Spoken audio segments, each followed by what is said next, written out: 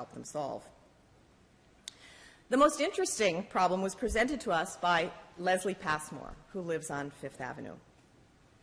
We had been involved in a number of the community meetings and the housing committee meetings, and we had heard over and over again from residents that they were quite disappointed with the developer who was buying up all the empty properties, but leaving them and not cleaning up the weeds. Well, Leslie's problem was just the opposite. When the vacant lot next to her home had been purchased by the developers, they cut down all the long grasses, they trimmed the trees, the hedges, and they whacked all the weeds. Leslie was worried because all the songbirds had disappeared. She came to us asking how she could bring back the bees and the birds. Well, I'm pleased to report that since then, the Wagon Burner Development has allowed Leslie to have her bird sanctuary. She's brought in butterfly attracting plants and shrubs, and all the neighbors have come together to help. So in your future search for a respite, maybe an alternative to the Franklin Park Conservatory or the Chadwick Arboretum, stop by Leslie's Bird Sanctuary. At this moment, I'd like to invite Julie Manning up to tell us a little bit about one of our important sponsors and one of the very active groups here at the Ohio State University, the Food Innovation Center.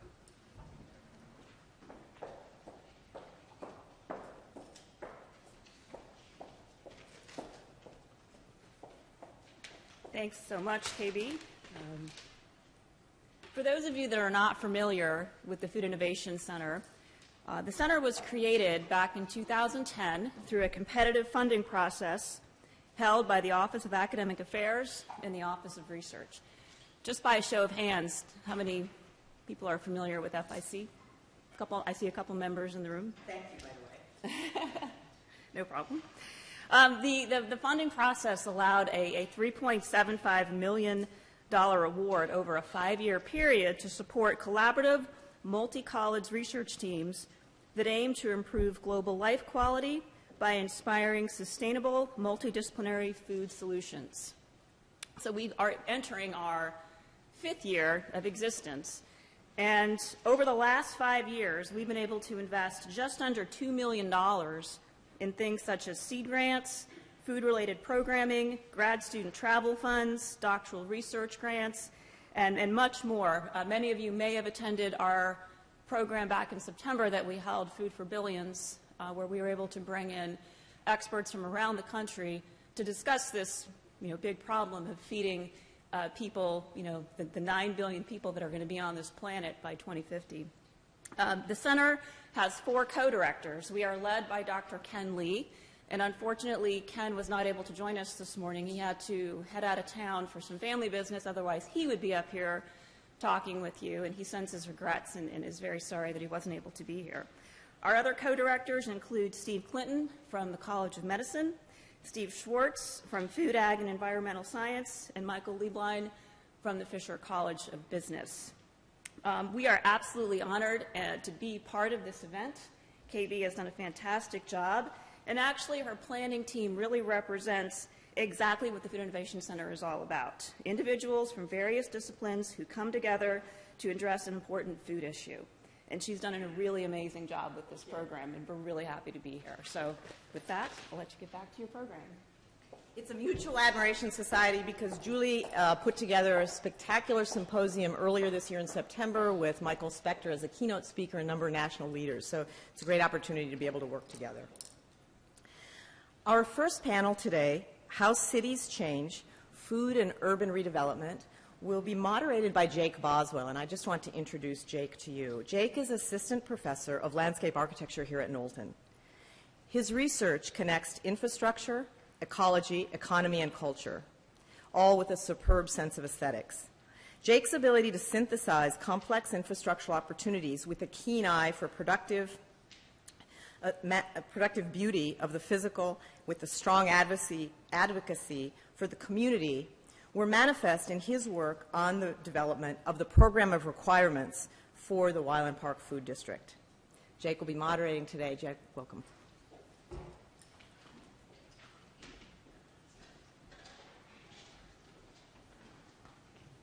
Thank you.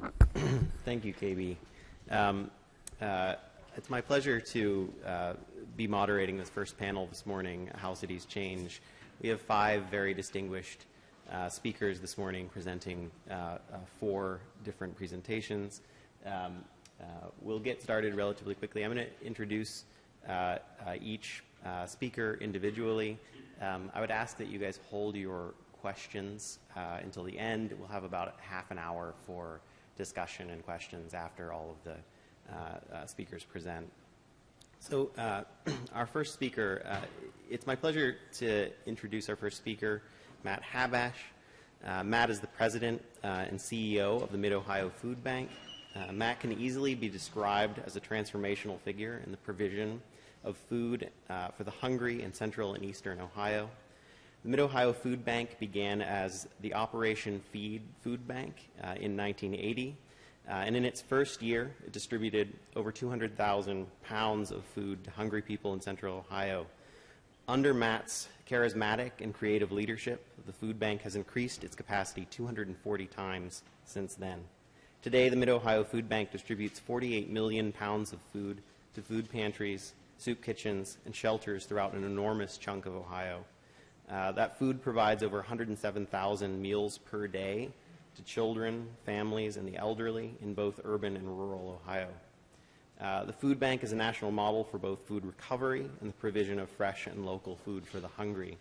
Please join me in welcoming Matt Habash.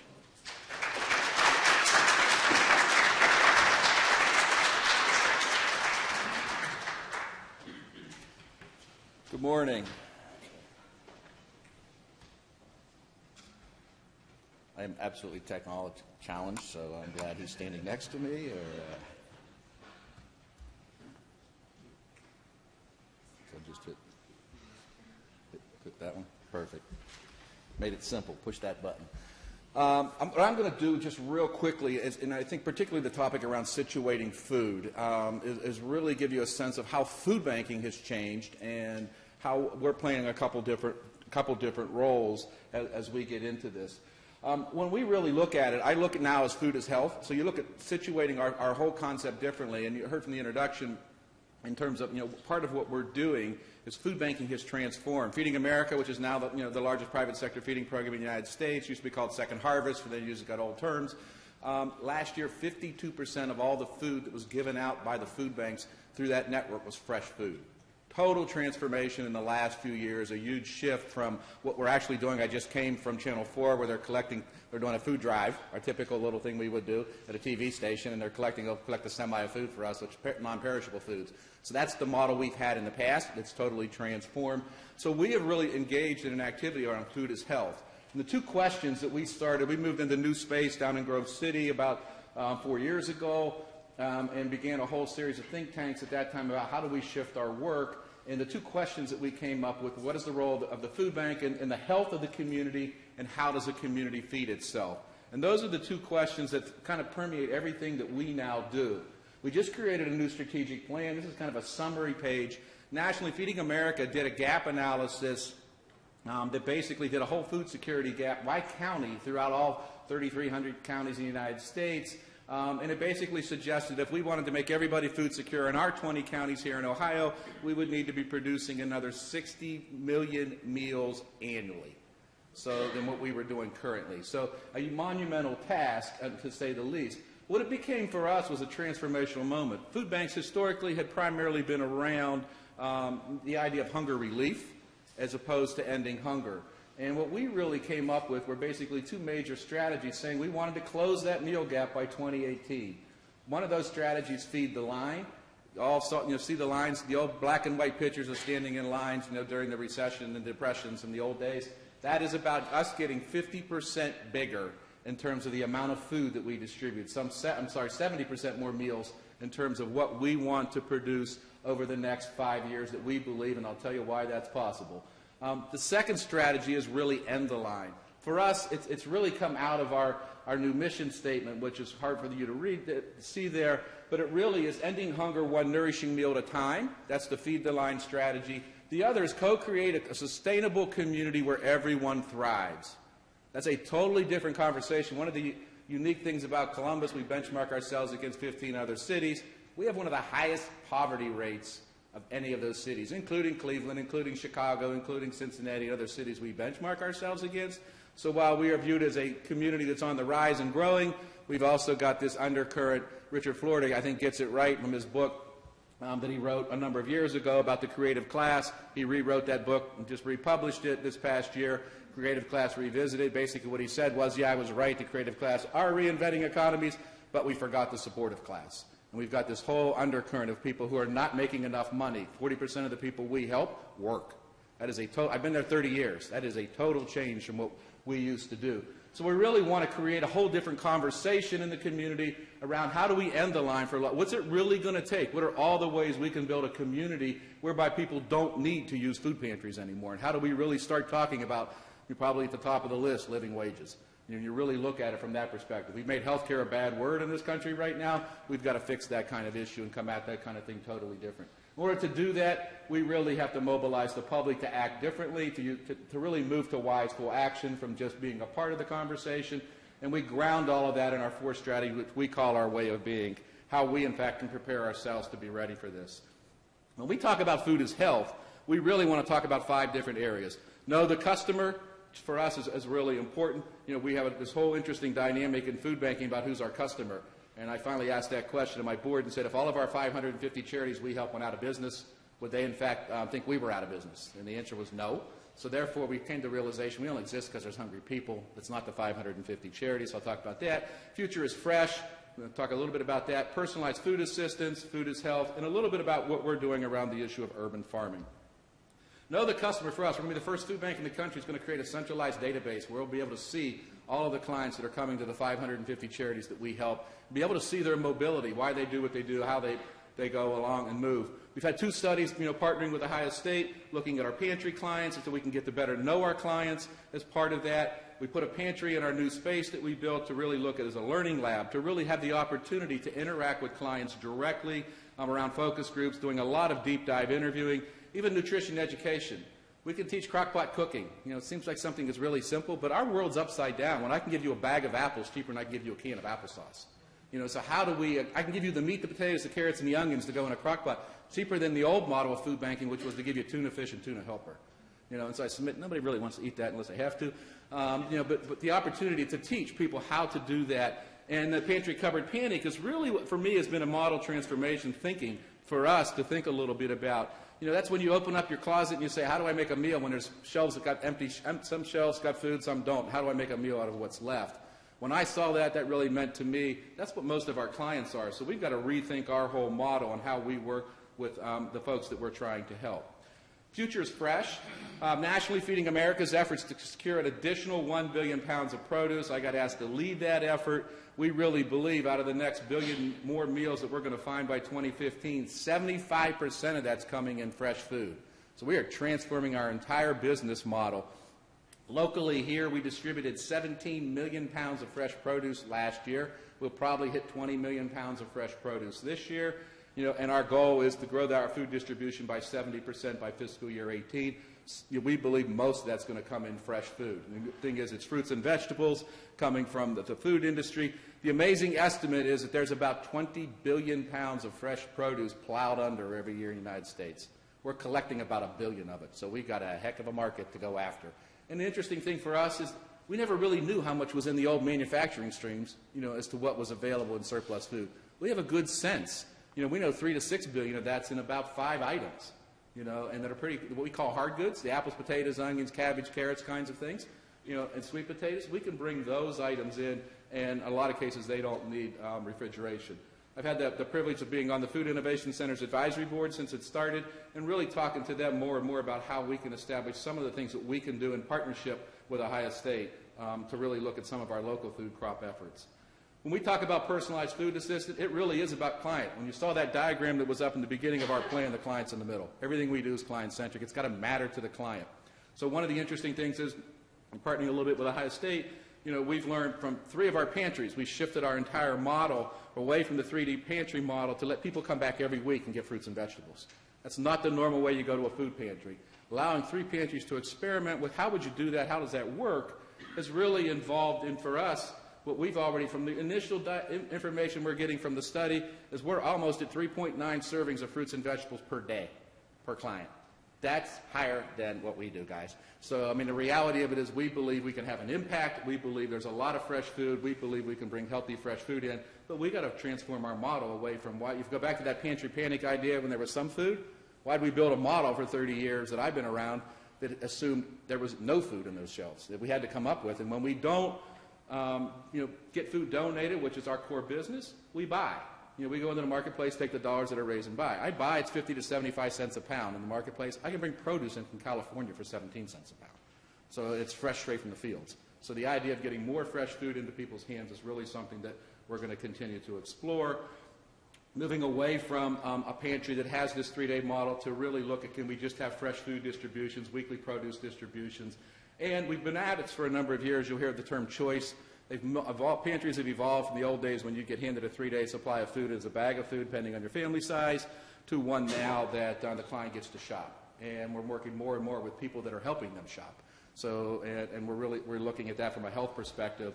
As we've got a study going on that United States partnering with us. We were one of 3 food banks in the country to get a Bristol-Myers Squibb Foundation feed study that really is looking at the people that are food insecure and can they manage their diabetes. And obviously, if it's really hard to do just with drugs.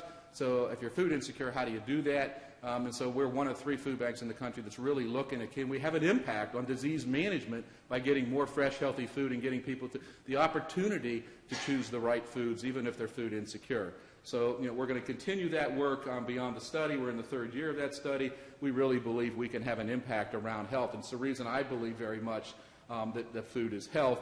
One of the other things, we have the opportunity to partner with one of the neighborhood health centers, because out of that diabetes study, we got real connected to federally qualified health centers. I happen to chair Mount Carmel's board in town, so we're getting connected to hospitals, getting doctors' offices to write food prescriptions. Boston Medical Center has a food pantry right in. They write food prescriptions right in the hospital. Getting people, doctors normally don't screen for food security.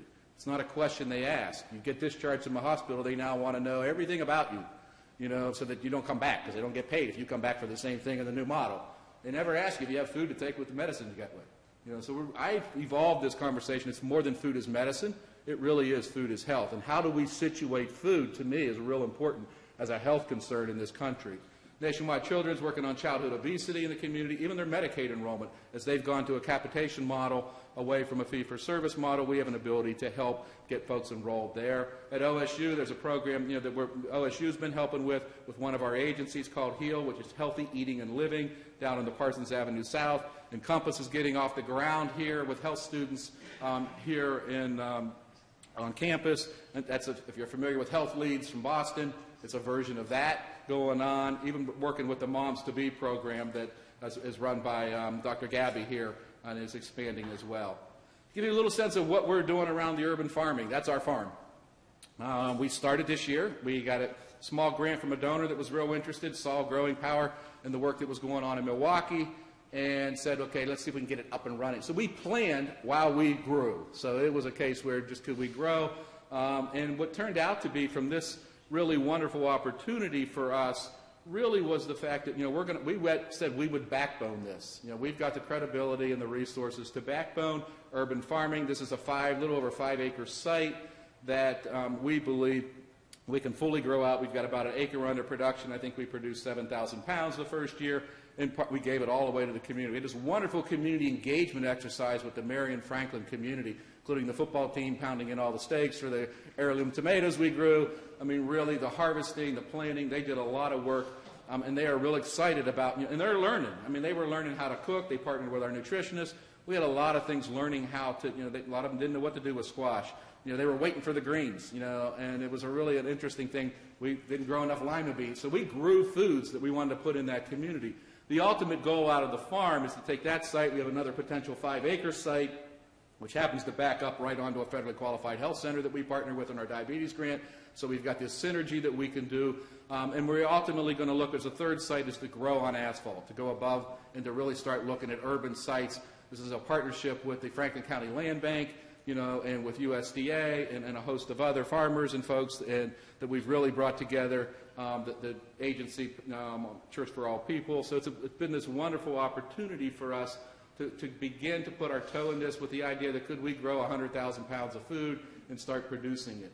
One of the caveats for me in that is a recognition that it's going to be a very, very, very, very small portion of our food. When you realize that what's available already being produced, is going to be large scale. So that, but for us, it was about, can we really do, because a lot of food banks are getting into growing food around the country. They're doing it. It's not new. We're getting into the grocery store business. We're expanding, trying to connect food in inner cities, and particularly healthy, fresh food is a big issue with us. So I am really excited about the food district. The Wyland Park Food District, to me, makes all the sense in the world, because one of the key questions we have is, can we extend the life of some of this produce, and where are the opportunities to produce things? When I get offered 30 acres of tomatoes in northwest Ohio, and I asked the farmer, and I said, where's your workers? Because we'll pay them to pick it. Well, I let him go already. And he's met all his market orders, and he's got 30 acres left over. We got to figure out a way to get those out of the field, and I can't give them to Herzl Canning to can because they're running full bore because they got all the tomatoes already. So where are the opportunities for us to connect? And so something like the food district, to me, is a great positive idea about how do we extend the life, and how do we teach people where food comes from. I don't look at urban farming, to me, as a way to produce a lot of food. I look at it as beginning to teach people how to think about their food. If we can get backyard, I'm a big fan of those little plastic swimming pool tubs that my kids used to play in 30-some years ago, teaching people how to grow food in their backyard, teaching people how to do things differently, getting kids idea that food doesn't come from McDonald's. Where does it really come from? So that, to me, is what we think we can have to do. And then we can add to that the fact that we know we can become the low-cost provider of fruits and vegetables in a community in a big way, and really change. If those numbers continue to hold that we're getting from our study, that we're really getting people to consume more fruits and vegetables, then we believe we're really going to have an impact on health. This is also our community garden. If you've been out to our space in Grove City, we've got a spot there where we actually, what I really like to brag about this project is, this is a juniors in high school science project. So when you think about science, mine was a little yellow poster. It was pretty bad back in the day. This is one where we took a piece of property that on the side of our building we already had in our turnaround have a little garden. And in front, this was on the side, literally the day after I seeded it with seed.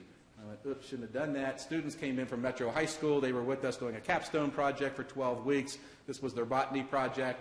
What you can't see from this is the fact that we have rain barrels on the side of the building, and that we collect rain barrels, connect to those rain barrels. That's the only manual part. We've got a solar panel run that run the digital timers and the pumps for every one of those raised beds. And I think we're produced just under 4,000 pounds out of this space, and be able to do that as well. Our goal with the urban farming project as well is to do it year-round. So we'll be putting high tunnels up and see how much, learning from all the expertise we have at Ohio State, partnering with us around what high tunnels we can do in terms of some of the other folks here in Columbus. Franklinton Gardens is one that's done that. This little thing, my wife saw this morning, and she teaches here at Ohio State, and she says, you're not going to show them this, are you? And when she walked by, I said, yeah, and I haven't finished adding things to it. No, just kidding. Ariel Miller, who's in the audience with me, works with us at the food bank, and she is beginning to help teach us the connectivity and the complexity of the food system. So Ariel produced this, and all these colors, which I'm colorblind, but they all mean something, and it was beginning, and the lines as dotted to solid are where we're connected to the system, in various ways, and the opportunities we have. But I think what it was our beginning step, and what I leave with everybody with, and the reason I close with this slide, is the complexity of all of this, and there's so many different touch points. But one of the things that food banks offer is this amazing ability to connect. We have touched so many different people in so many different ways. There are 60,000 different organizations that are part of the Feeding America network across the United States. We've got this unique way to touch and to connect, and we're looking for ways to explore. 4 years ago, we were doing no farmers' produce markets. This year, they tell me we're going to do 600. That's in addition to what our pantries give out. So we have the opportunity to really connect, to look at things differently. And that, to me, is what I think when you talk about situating food and you realize something that's complex of everything that's on there, the opportunity to really get everybody to realize that, as my wife said, as a nutritionist, you don't eat, you die. So getting people to eat well, it can have a huge impact on our health. And so that's the reason we think, as we look at food banking in the future, that the future of food banking really is about health. And this food opportunity we have around fresh, healthy food is a very, very unique opportunity for us to have a huge impact. So thank you all very much. I'm glad to kick this off.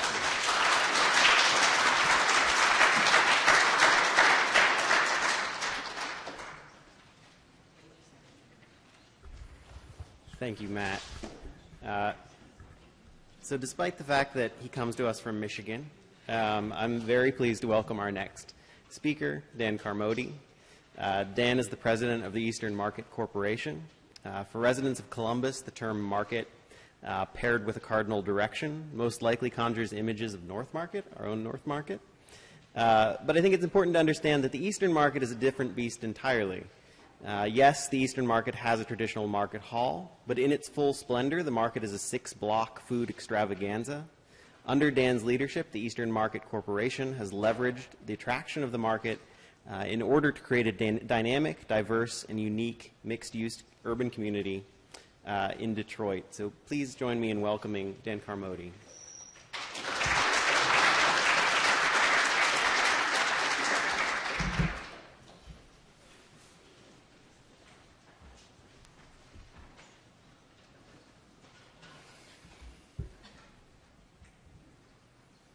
Morning, everybody. Morning.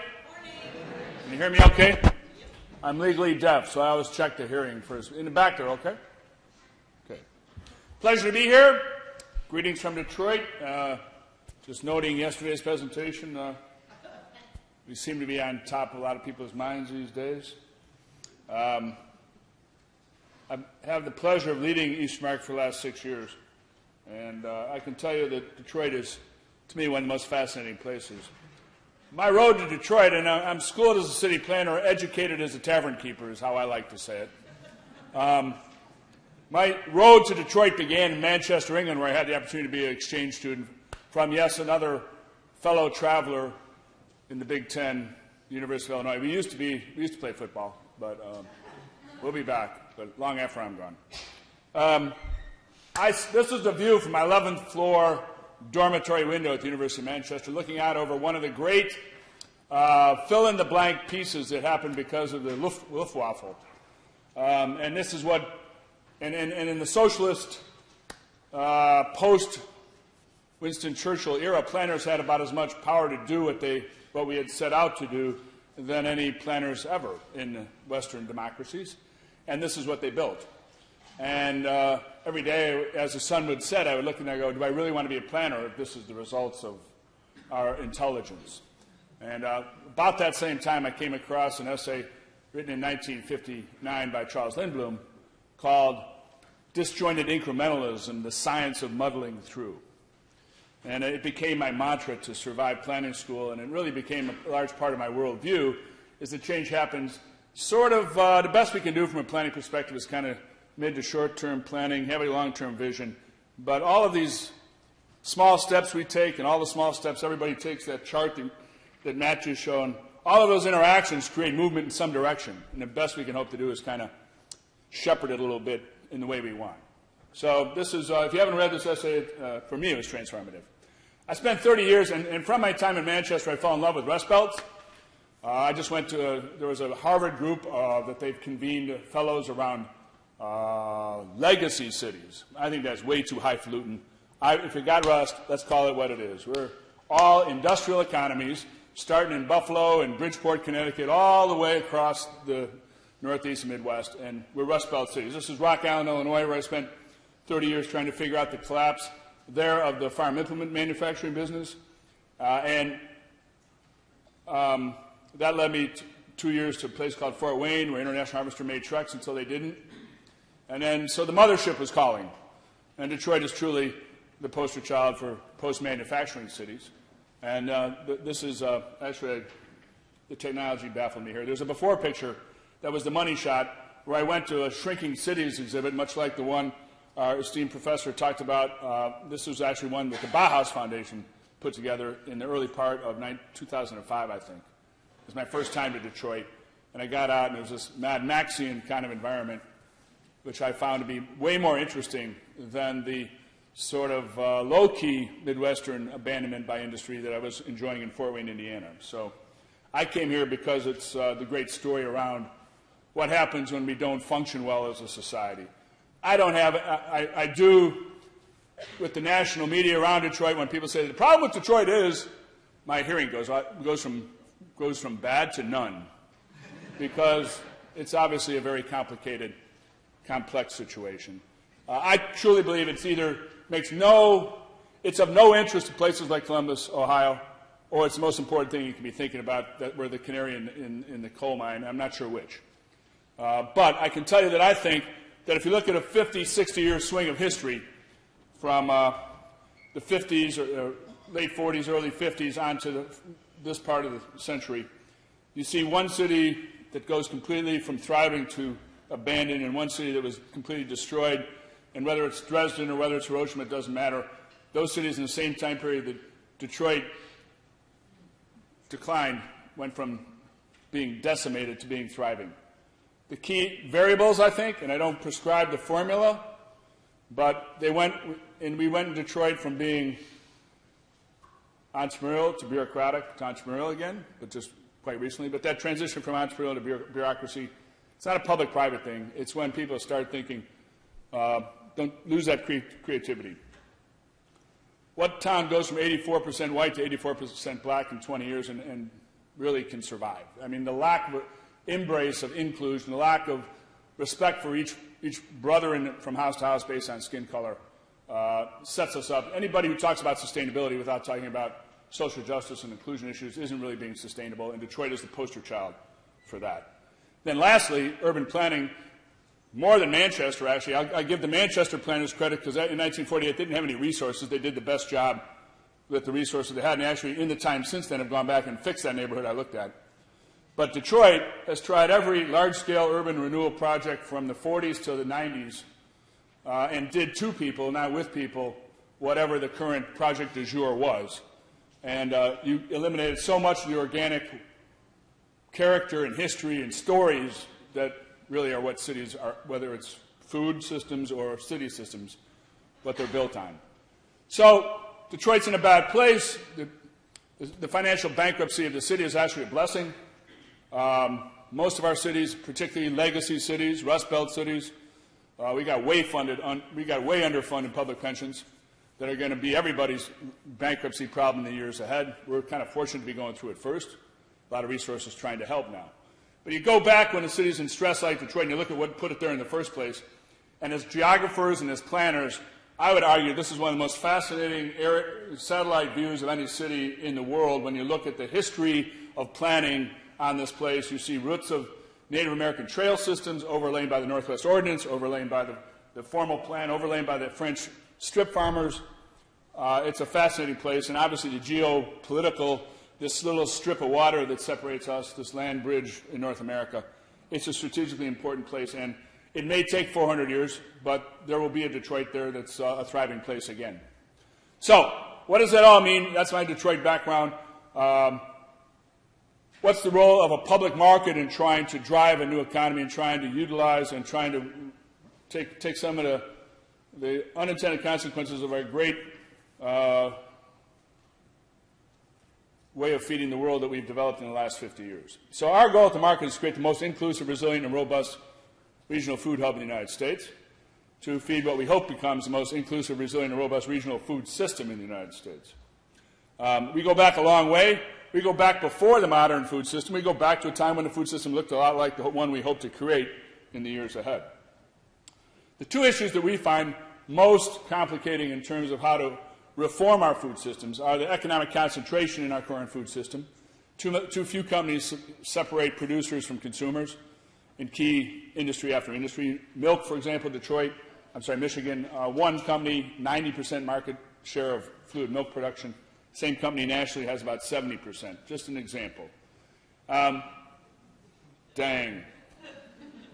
This has taken my animation. That's what the problem is. My animation skills are, it's just going from slide to slide. Oh, well, this is my punchline.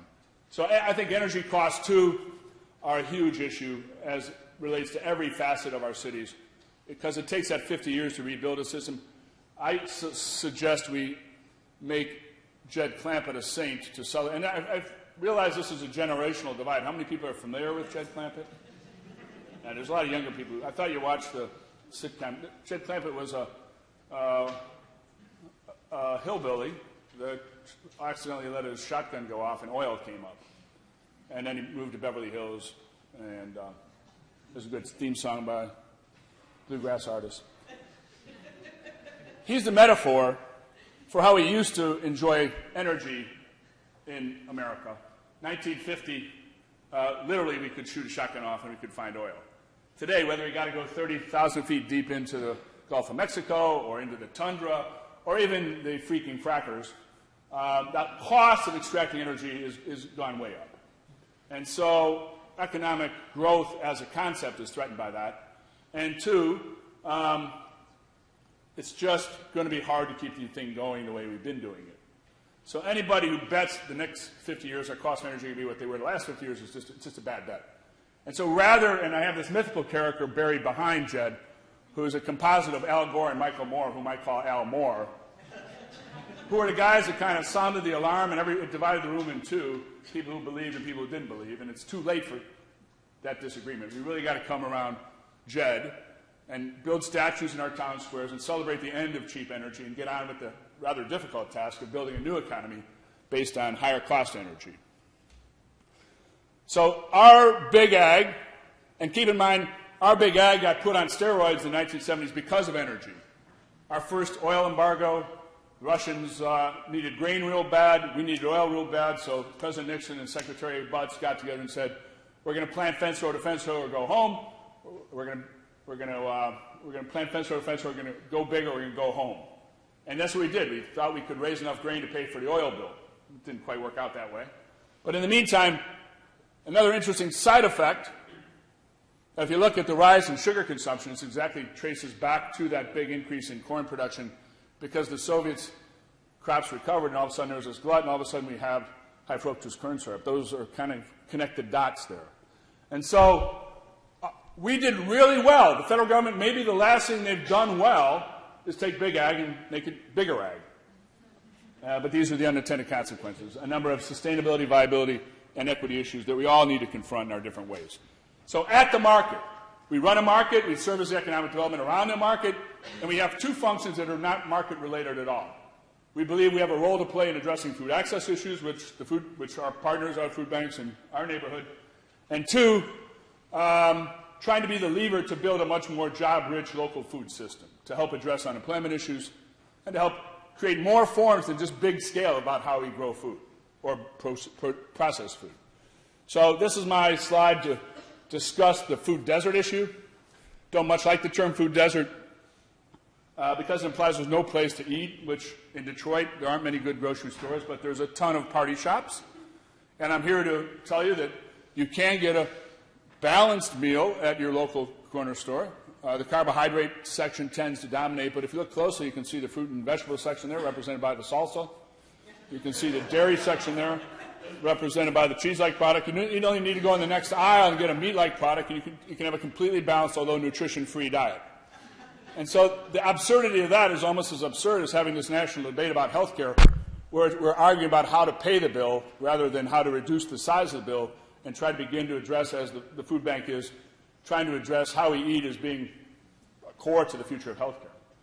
And so, again, we have a lot of interventions that we do with partners like our local food banks about how to get good food into neighborhoods. The other aspect of localization of the economy, and I know Mike Hamm just kind of split a gasket looking at this picture yet again. This data is rather rough, rather ill-defined, and we actually are in the process of doing a deeper dive in what the jobs and tax impacts of trying to create a 20 to 25% share of food systems by a regional food entity. Now, the current estimate would be direct farmer, CSA sales, farmer market sales, probably 2% nationally. So imagine a system that's gone from 2% up to 20 or 25%. This is not meant to be reliable data, just order of magnitude. That if you could get a Detroit food economy based on about 800,000 people in the 2000 census, you could create about 5,000 jobs, about $20 million in new state and local taxes, and about $125 million in new household income. It's the equivalent of adding a major industry. How do you do that? Is you got to go in and re-engineer this big ag food, big production food system we have, and look at the component parts between production, processing, distribution, retailing. We think there's educational components that are needed. We've got generations of people not familiar with fresh products, so if we're going to rely more on fresh product, we've got to reach out and do the education aspect. We also, because of big ag, have succeeded in eliminating the people in this country called farmers. We're down to 1.5% of the population, feed 98.5%, which having spent enough time on a farm as a kid, I don't necessarily see as a bad thing, but one of the unintended consequences is about 60% of those 1.5 people called farmers are past retirement age. So a real unintended consequence is who farms next that we have to address. In Detroit, there's been this skyrocketing interest in urban farming, urban agriculture. I also don't like the term urban agriculture because most people not in the movement see that as regional food system development, and they only think about the production side of it, not the processing, not the distribution, not the retail side of it. And so you're undervaluing the whole movement by calling it just urban agriculture. It's part of the whole system, and an important part. I don't mean to diminish its importance, but it's not the system. In Detroit, 2004, formal community garden training program starts with 80 farms, 2004. This year, over 1,500. The largest 70 or 80 come together in a sellers co-op called Growing in Detroit. They sell to restaurants, they sell at our market, they sell at other few neighborhood markets. 4 of those growers have come out, started their own entrepreneurial businesses. In the market district, one of the nonprofits, Greening of Detroit, created a 2.5, 3-acre model market garden to increase the flow of growers into their own businesses to show the sustainability in creating a half job, job, and half 2 jobs on that scale of specialty crop production, 12-month-a-year production with hoop sheds, courtesy of a lot of the technical expertise from Michigan State University. The vertical systems, we are the clearinghouse for people who come through wanting to do vertical systems in Detroit. 2 observations about that. Number 1 is everybody reads the paper and hears this food desert issue in Detroit. They want to come and help save it. Well, here's the food desert issue in Detroit. First of all, we're a regional wholesale farmers market. We have 50 growers come from, some from Ohio, some from Ontario, some from throughout the state of Michigan. Our larger growers come to a midnight to 5 a.m. market to sell to independent grocers. And then in the southwest part of Detroit, there's a major fruit and produce terminal that gets the trucks in from Texas, California, Florida. So all this great food is coming into Detroit, and it's going into some of the best independent grocers in the country in the suburbs of Detroit. But yet Detroit's a food desert, not because the food's not there, but because the distribution and retailing is broken down. That's the problem. So the vertical stuff is still important. We have a lot of vacant and abandoned buildings, and I would argue that those who think about building new buildings as vine scrapers, are there any architects in the crowd today? Only one, good. This is the result of the severe economic, emotional impact of 2008 on architects. They didn't know what to do in their next lives, and so a lot of them began to imagine vine scrapers. It's hard enough to make money on a per acre basis, let alone on a per square foot basis. So I would argue that new construction based upon agricultural production of skyscrapers is as important to our future as underwater cities of tomorrow were from the 1950s. So that's not to say there's not a role of technology. There's not to say there's need for vertical systems. But the vertical systems from a sustainability standpoint we should be looking at are those black box systems that can allow us to take advantage of all of those first and second generation Walmart stores on the edge of town, as well as all those vacant industrial buildings in the heart of town. So we got a lot of abandoned buildings that we already have invested on the order of 10 gallons of petroleum products per square foot, and we're going to have to invest another 4 gallons to remove them. Be kind of nice to find a use for them. This could be one. So at the market, we have 5 major facilities. We've been undergoing a number of capital improvements. This is our oldest shed from 1911, 1921 shed, about $9 million invested between the 2 of those. Our current project is finishing up our Shed 5 project. We're about halfway there. We have about another $1 million to go on this $8.5 million fundraising, which we're going to re-begin construction next few weeks. The important part of this project is that little red part of it. So it's the home of our plant and flower growers, which are important to the food ecology because many plant and flower growers cash flow by growing flowers in the spring. Number 2, the red box is really a place, a shared use community kitchen, which will allow us to do a better job of what we already do in incubating food makers, specialty food processors. The nonprofits I talked about who built out this pipeline for growers have built a beautiful delivery system to take people who have an inkling of an interest in gardening all the way through to a business. And I point out the pipeline looks more like a funnel because there's a lot of people at the beginning, and you have to have a lot of people at the beginning to get to a few people at the end. And there's no goodness or badness about checking out anywhere along that funnel because a lot of people, as Matt pointed out, the real beauty of community gardening, to me, food is like the third most important outcome. The educational aspects that the kid might pull a carrot out of the ground, or his parent or grandparent, and understand that's normal rather than the Twinkie from the corner store is huge. The most important objective of community-based agriculture, though, is getting the neighborhood together to work positively towards something that advances the neighborhood without being reliant on other people to help them. Even with a little bit of training, soon these people are the ones leading the training classes. So to me, the food is important, but it's, from a community development standpoint, maybe the third most important objective. But we focus on building a pipeline for food processors, from high school kids having an interest all the way through past stage 2. And for us, this shared use community kitchen, which will be part of a network of community kitchens, only new one built because the other ones will come from underutilized kitchens in churches and schools throughout Detroit. But this will provide us a place that, the thing that we've done since 1891 about incubating food businesses is we provide a place where 30,000 or 40,000 people come to our Saturday market, and an entrepreneur can, for $80, gain low-cost access to market and can get low-cost access to market product testing.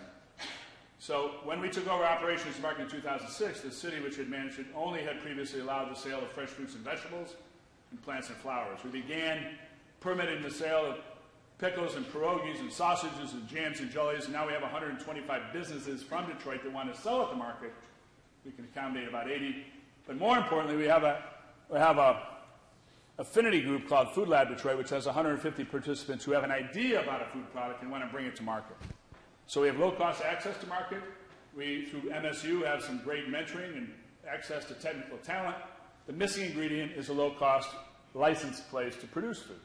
And so the community kitchen is part of the answer to that, to have this delivery system, this framework around creating those value-added pieces to the food system to take locally grown crops from throughout Michigan and add value and create jobs and businesses in Detroit.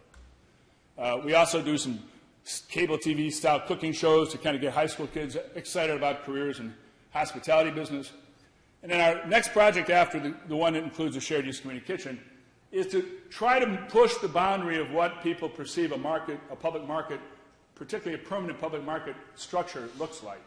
So from a city planning perspective and from a downtown development perspective that I have, there's always this project du jour. It was aquariums, it was riverfront parks. It's gone through a number of check this box. You're not a real complete city unless you have fill in the blank. Well, today that fill in the blank is increasingly becoming public markets. And most of our communities envision public markets as single-use, sexy palaces of gilded food or gilded palaces of sexy food. You can use whichever flavor you want there. And there's nothing wrong with that vision. But if you want to take full advantage of building a regional food system, we think you need to be focused more on creating the jobs part more than on creating a sexy retail environment for people who already have a lot of money to buy really expensive food. And so the project you've envisioned in the neighborhood, the Wineland Square, Wineland Park, is exactly the kind of thing we're trying to do at Eastern Market, trying to focus on the production side and the job creation side.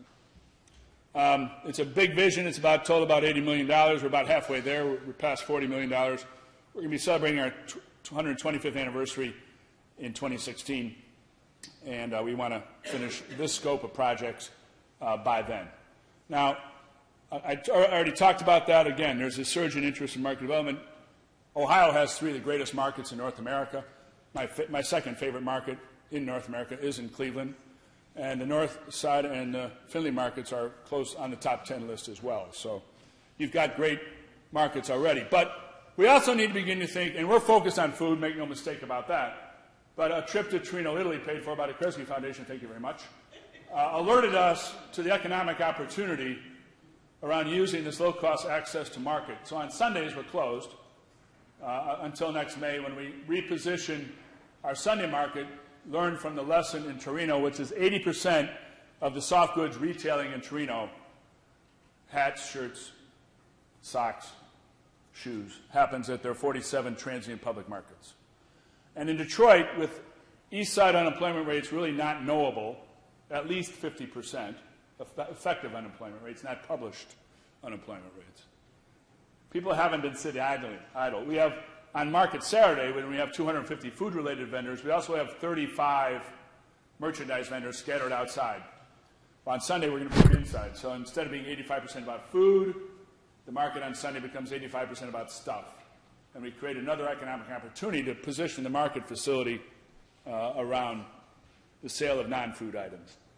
Our neighborhood creative, again, we have done some planning work. You might want to look it up. Our plan is buried behind this. It's on our website. It's a strategy plan for the neighborhood. We have helped inspire the Food and Innovation District Plan, which was done by the Northwest Michigan Council of Governments. It's a great kind of overview of local food districts, like the one you've created. And then we are happy to inspire this broadening of thinking. Madison, Wisconsin, another one of your select brethren of state capital major land-grant university cities, which should not have poverty, in my opinion, but that's for you guys to decide. All those bifurcated employment structures, high-paid and minimal, it's an equity problem. But Madison went home and took its, they actually went to Finley, they went to West Side, they came to Eastern Market, they went home and tore up their vision for a Gilded Palace of Sexy Food, and now we're looking more at a neighborhood-scaled thing that can actually help create jobs. We've got a lot of connectivity work to do. The other side of healthcare change is more day-to-day movement, not called joining a club, but actually getting about our cities with a little bit of physical effort that might also keep the poundage off. And so we're in the midst of a $24 million infrastructure that will connect Eastern Market via bike paths to the rest of the city. So you'll be able to go from downtown through Eastern Market up to Midtown and New Center, connecting us. All these urban renewal projects connected us great to the region, but cut us off from the neighborhoods around us. So this is an important piece of bringing those neighborhoods closer to the market mentally, as well as ease of getting there. Now, one of the major reasons Eastern Market exists is because there's three primary reasons why we're the last standing local food district of any major significance that I know of. Every legacy city had one of these districts. They were eliminated because food systems got bigger in scale and there wasn't as much need for these smaller footprint businesses. And number two, they got eliminated because the local real estate markets converted them to bars and boutiques and lofts. So that gentrification of commercial gentrification happened. It eliminated places like the Meatpacking District in New York or the Fulton Street Fish Market in Chicago. We were blessed by not having that. And now, of course, as the rest of the country is kind of coming to see what we're doing about using this old carcass to build a new thing on, we're now have some creative class people trying to impregnate the neighborhood.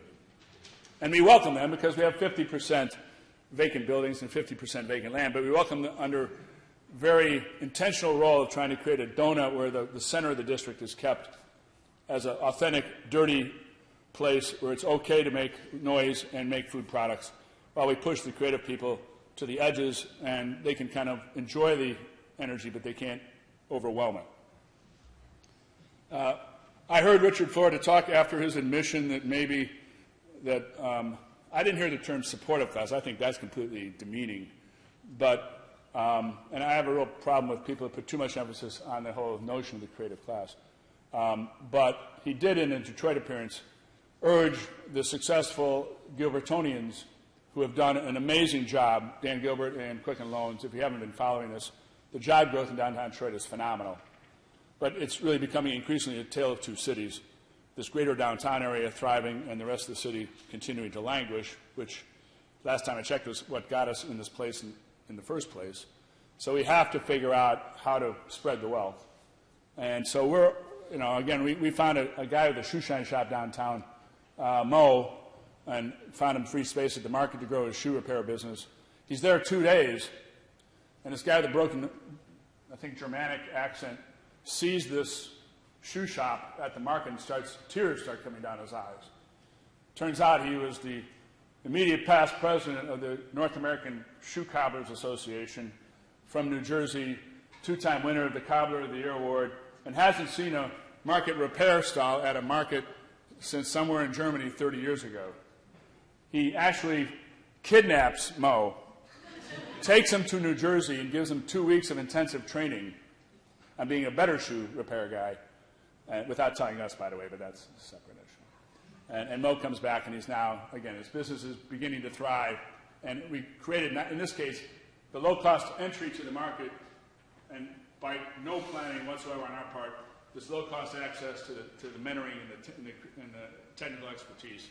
And now we have created, hopefully, a creative class person from the neighborhood that can be joined by many others.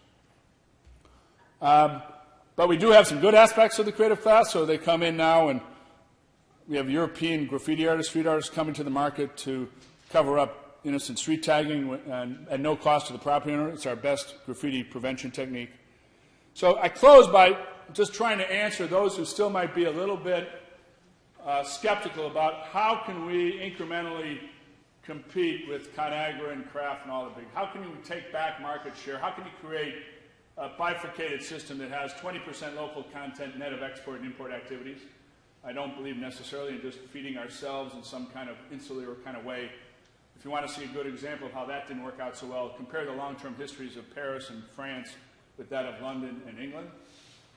The French model was pretty much about local agriculture. The provinces existed to serve Paris, and when there was crop failure, there was typically regime change. I believe the phrase, let them eat cake, can be kind of attributed to that, versus the London Anglo-Dutch model, where if there was crop failure in West Anglia, the imports from Central Europe and Poland went up because they had their mercantile fleets. So again, we need to shift away from complete scale and largesse and globalism, but it's a mixed system. And I think if you want to look at, I can't show you the incremental phrase, but the metaphor we like to use about how this change can happen incrementally is what's happened in the world of beer in the last 30 years. Craft beers are the only growing part of the American beer economy. They've gone from 0% to 12% by value and continuing to grow. And what I especially like about the metaphor, it didn't require governmental regulation, though I would support measures to outlaw the sale of Bud Light, Miller Lite, and Coors Light. But it happened because of narrative between consumers saying, I'm willing to pay a little bit more money for a better quality product. And it's already happening in food. You see it in our lifetimes, there hasn't been more interest in food by people, just based on the sheer amount of cable TV food shows and the growth of farmers markets. So it is happening. We have to nurture not just the policy. I think this is a 30% policy, one-third policy, two-thirds narrative that we need to work on going forward. And on the last piece, you heard a lot about Detroit, about right-sizing, and about trying to make a city financially viable that was built for 2 million people and now is less than 700,000 people. As a planner, I understand the thought process of how to get to downsizing, but I don't understand as a person working in the trenches how you do that and save any money that Detroit really needs to do quickly.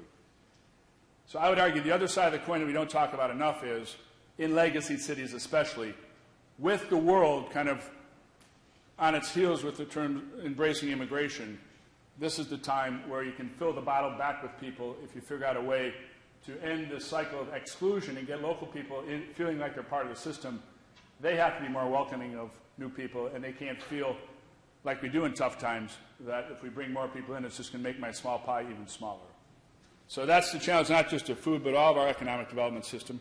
And I'll be happy if you want I'll make available a PDF version of this if people want any of the images.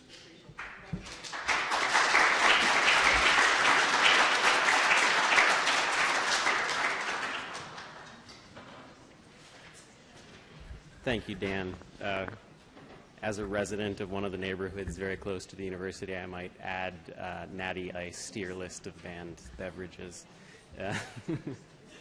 So our next speaker also hails from that place up north.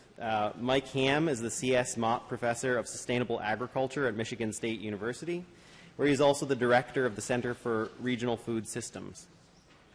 The CRFS brings together the many people, processes, and places that comprise regional food systems. The center specializes in farm and farmer development, food production, food systems infrastructure and planning, farm to school, network development, and youth education and training. Mike's numerous papers and publications and talks center on community food security, food policy, and community and regional food systems. Please join me in welcoming Mike Hamm.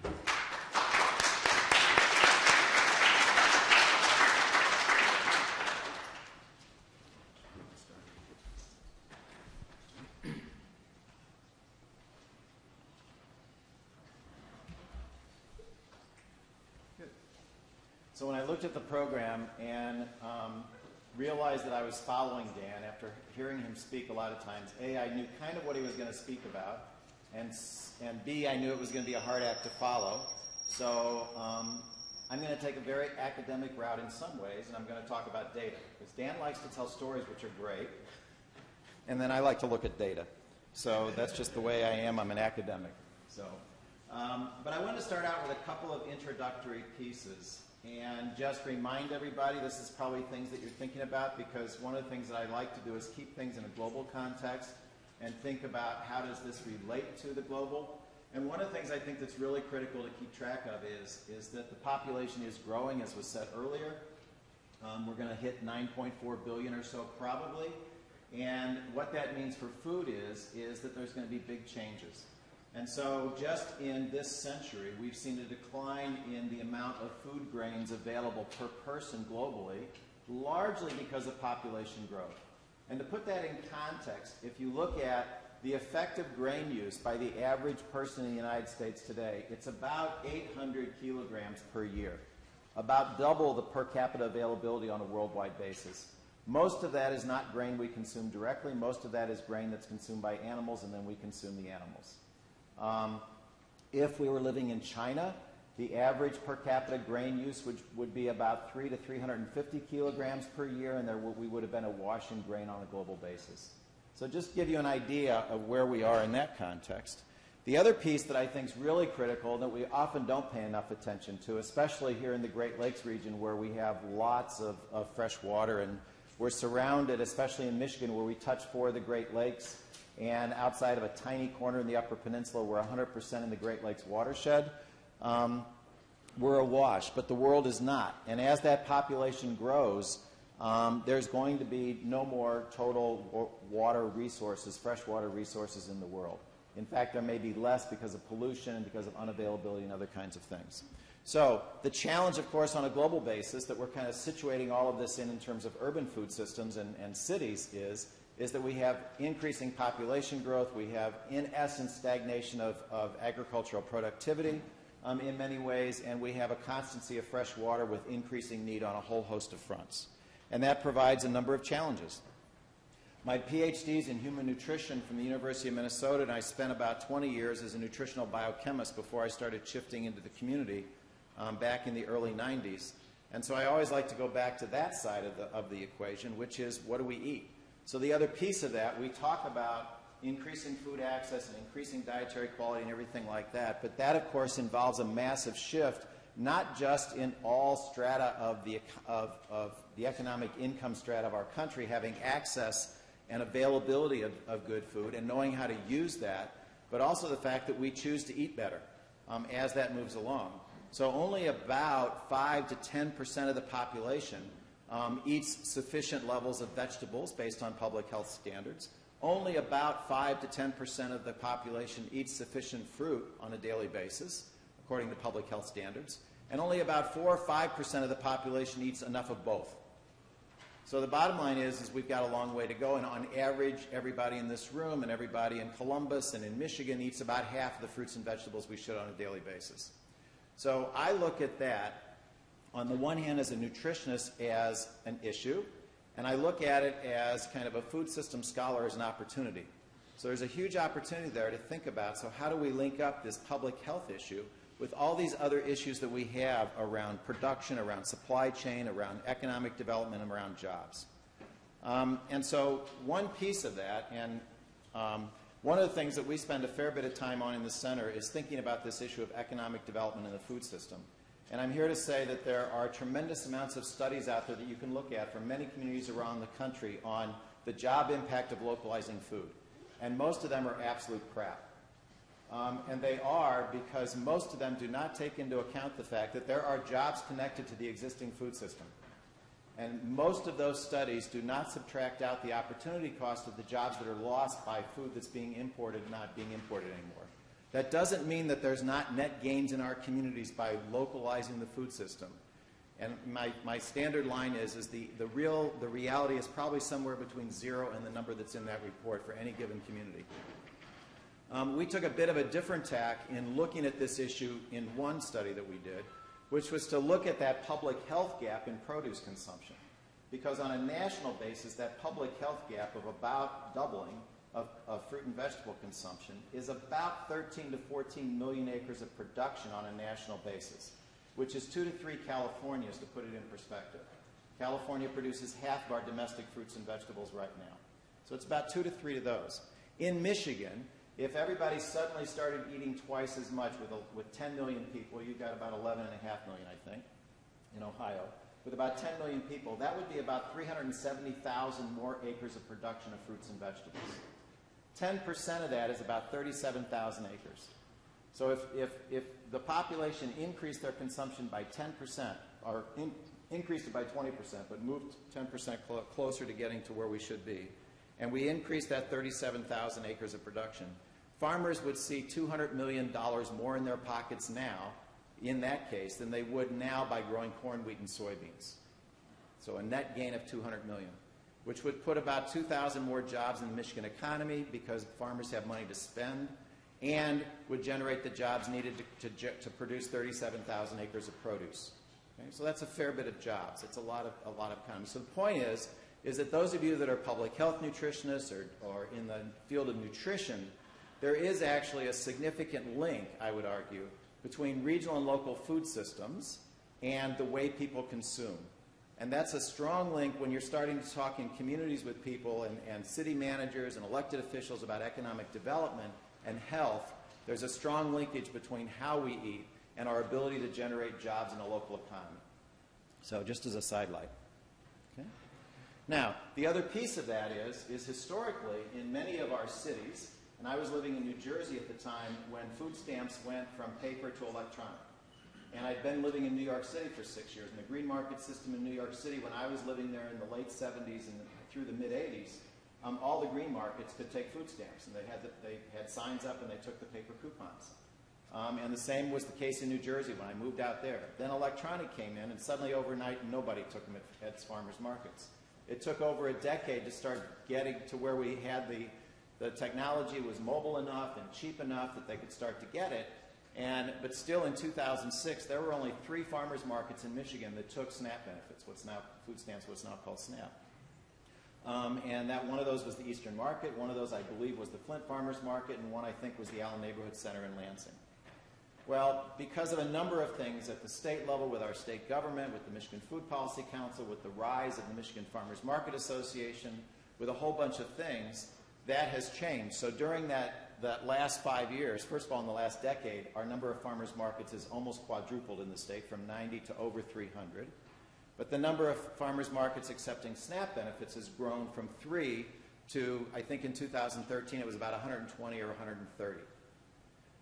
There's still a big gap of more markets that could take it, but that's a huge growth. And what that's meant is that food stamp sales at farmers markets has skyrocketed from nearly 0 in 2007 to 1.5 million in 2012. So that's a tremendous increase in accessibility of food by people, a lot of whom are in urban areas, many of whom are also in rural areas across the state of Michigan. Now, a little bit, what I want to focus the rest of my talk on really is to kind of drill in a little bit on urban agriculture and give you some of my thoughts about sustainability and its relationship to urban agriculture, what might happen and what might not. But one of the things I thought it's useful for everybody to have a handle on is because I think people often don't appreciate the scale of Detroit. Detroit is a very large city. And that's not the suburbs, that's the footprint of Detroit, what the city council and the mayor's office have control over. It will fit San Francisco, Boston, and Manhattan inside with room to spare. That is how big Detroit is. So it's not a small place. It's about 140 square miles in footprint. So a few years ago, Catherine Colasante, who was a master's student with me at the time and is now working in the center, did her thesis looking at to what extent could Detroit grow food for itself if it chose to. In other words, kind of what are the boundary conditions of what could happen if people wanted to. So we got a database from the city of Detroit a land database and looked at all those parcels of land that are owned by the state, the county, or the city, typically through foreclosure. And we threw out parks, we threw out right-of-ways, we threw out schools, and we said of what's left, what doesn't have any buildings on it. In other words, typically the buildings have been torn down. In the case of houses, often bulldozed into the basement and covered over. Just that piece of vacant land, publicly owned, no buildings, not a park, right-of-way, or school, amounts to nearly 5,000 acres in Detroit. It is a large amount of land. If you're a farmer in the rural areas, you say that's almost 10 sections.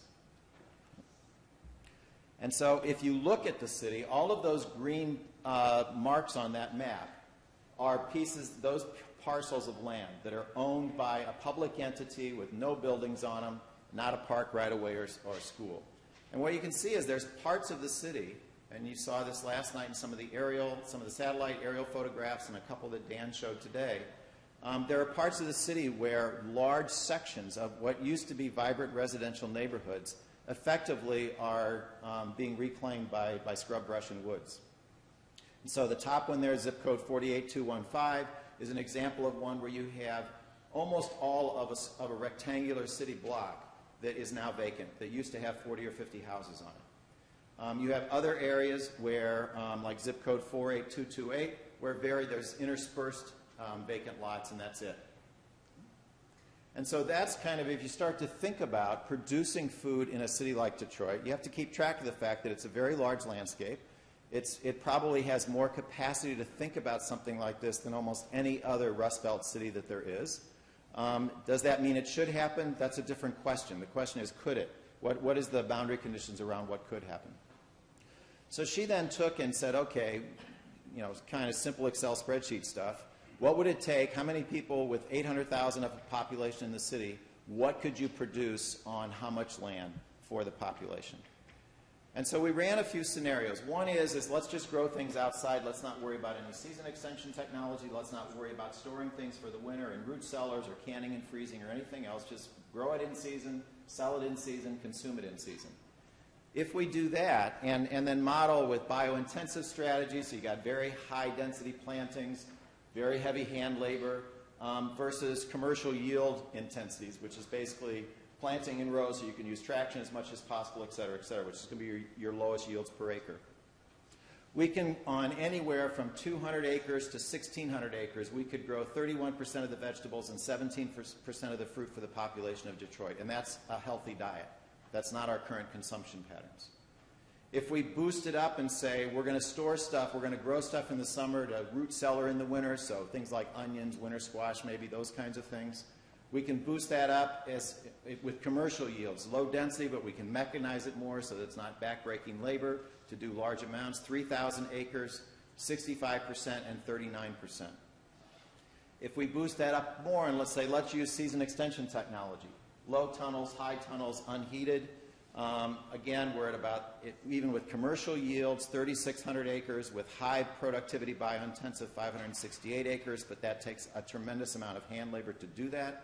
We're up to 76% of the vegetables and 42% of the fruit. The point of this is, again, not that Detroit should do this, not that Detroit wants to do this, not that Detroiters want this to happen in their neighborhoods necessarily. The point is that the landscape is such, the scale of the landscape in Michigan is such, that if people wanted to, Detroit could really be self-sufficient in food. Because remember, there's 5,000 acres of vacant land, not counting a lot of other land that could be available for production. Now, the other piece of that is that a lot of that is former residential housing sites, 2,000 to 3,000 square foot lots that had a house on them and a place to pull off the street probably. And that house has often been bulldozed into the basement and covered over. There's a lot of issues with trying to do that can't be trivialized, one of which is soil contamination. And as an academic, one of the things that I argue is doing spot testing of soil is insufficient in that kind of environment where you maybe have 20 or 30 contiguous lots that had 20 or 30 houses that were bulldozed in, that probably have a lead footprint around the foundation of where that house was, maybe had an outbuilding that has a lead footprint around it, maybe has a place where people used to pull their cars up onto the grass in the 50s and 60s and open up the oil crankcase and drain the oil out and plug it back up and pour fresh oil in. And so there's discontinuous soil contamination across that area. So thinking about long-term strategies for both testing across that landscape and remediating across that landscape would certainly need to happen before anything like this came to fruition. And part of that argument, I would argue, is because one of the other things I like to think about is scalability of different strategies for doing urban agriculture. And while I appreciate a lot of the raised bed gardens and a lot of the gardening on asphalt and all that kind of stuff, I don't think that's scalable to these kind of scales, because that soil's coming from somewhere, probably from a rural area where the topsoil's been stripped off to put in a housing development. Now that topsoil is available for sale. Probably not the most sustainable strategy for building soil. So if anything like this is going to happen at scale in urban areas, I would argue that we have to deal with the landscape as it is and think about how to work with that. Now, people can argue with me on that, and that would be fun. Okay? So in that sense, then, in terms of optimizing the landscape, so you're like us, you're seasonally challenged, you have a relatively short growing season, and one of the things that farmers in rural areas that we work with a fair bit have found is that one of the ways that you start to increase income and improve the viability of your small business, which is what a small farm is fundamentally if you're trying to make a living at it, is to expand the time over which you can sell product. And one of the easiest way right now to expand the time over which you sell product is unheated high tunnels. They've become very popular in the state, and I'll talk a little bit more about a program we have around that in the end. But there's two other ways. So we can either produce outdoors, like I've been talking about. We can produce with high tunnels. We can produce with greenhouses, a high tunnel with heat, let's say, and maybe lights. Or we can produce completely inside, like Dan talked about, with repurposing buildings. So one of the things I would argue, and I will say that my favorite answer to most questions is, it depends. And so I'm going to make a broad brushstroke statement, and then I'm going to say it depends. But I would argue that probably, if we look strictly from a standpoint of environmental sustainability, the hierarchy of sustainability in those systems is probably outdoor, then high tunnels, then winter greenhouse production, then indoor vertical agriculture. That the more we go down that continuum, the less likely it is to be environmentally sustainable from almost any criteria you want to talk about, except maybe water footprint. But if we start talking about carbon footprint or ecological footprint or something like that, probably the more we go down those, the less possible it is to be sustainable. That doesn't necessarily mean we shouldn't necessarily do it, but I think it does mean that it's something we can't assume because we're doing it close to home it's more sustainable than getting it from a distant source. The question really becomes, during that part of the year, should we be getting it from anywhere? So that's another question. That's another conversation. So for example, we tried to do some research to look at this issue with high tunnel production because it's something that we've done a lot of work with at MSU. John Birnbaum in horticulture has been doing research on these systems for about 12 years now. Previous to that, he was working on research for the greenhouse industry in Michigan. So he's a leading expert in the arena. And the question is producing something like lettuce in one of these high tunnels in the winter, where all you're doing is using tricks of technology with layers of plastic and another layer inside, which these days mostly is they're using remay, but no fossil fuel energy used for heat, no lighting source in there or anything like that. Is that more sustainable than getting that lettuce out of California in the same period of time? And so we looked at that. Oops, what happened? Oh. The other way that I guess I'm going to get to that in a minute. The other way that we can do it is we can say, let's look at indoor systems completely. What if we've got an indoor system? This is in the Netherlands. This is some of the Dutch greenhouse systems for growing tomatoes. These are some of the most amazing technological systems that I've ever seen. Their standard there is 20 pounds of tomatoes per square foot per year out of those greenhouses. They produce, when they put a seed in there, it starts producing tomatoes, and they produce tomatoes for about 10 months before they clean it out and start over. It's an amazing system.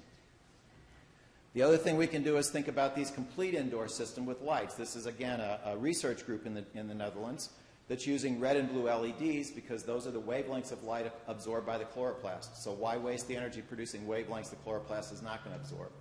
So doing production with complete indoor systems with red and blue LED, probably about as energy efficient as you're going to get at doing those kinds of a system. So those are that's the range of possibilities.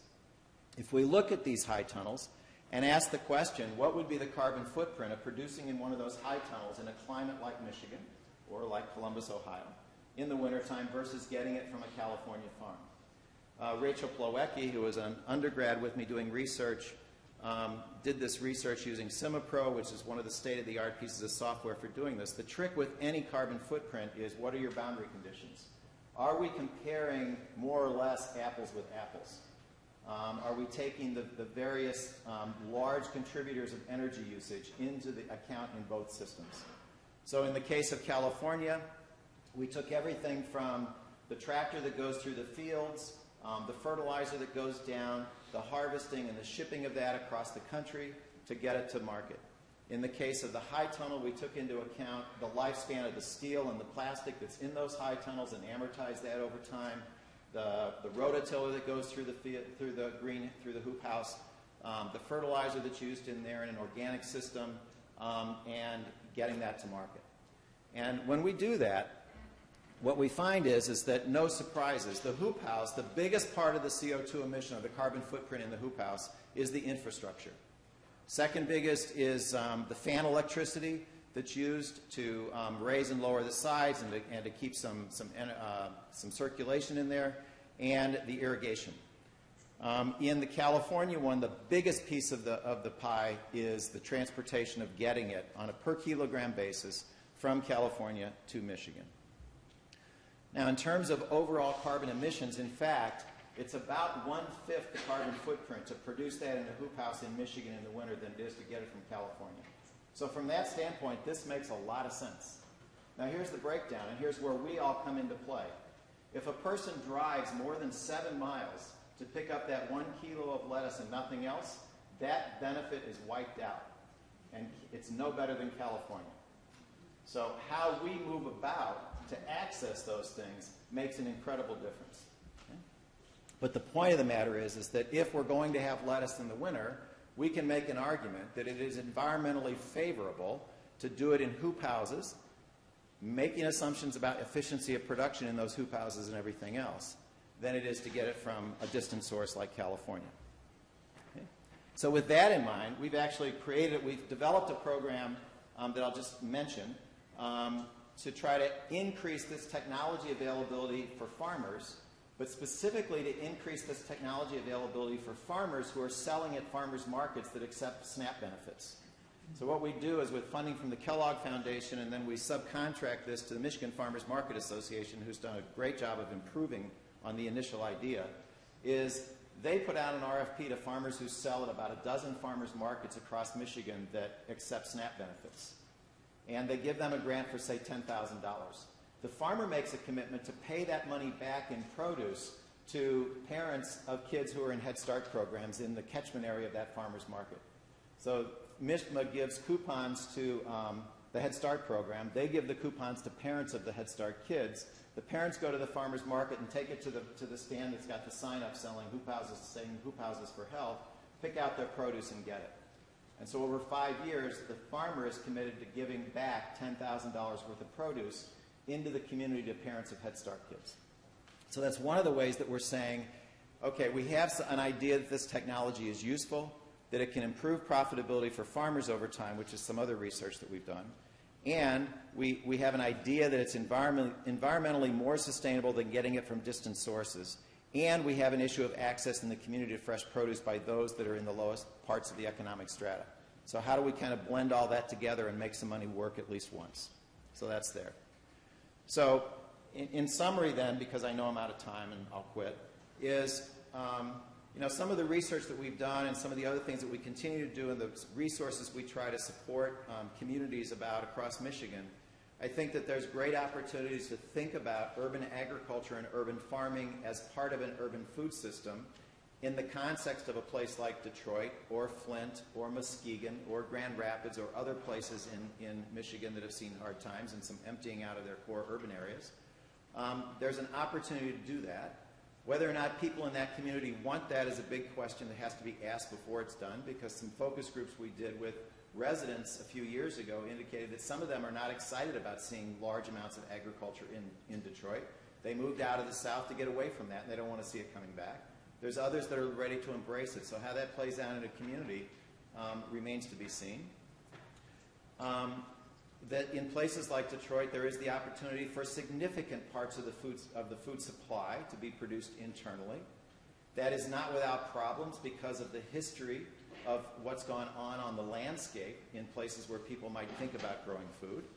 And that we can think about this as an economic development tool, but it's probably not quite as much of an economic development boon as is reported in many of the studies that many of you have probably seen.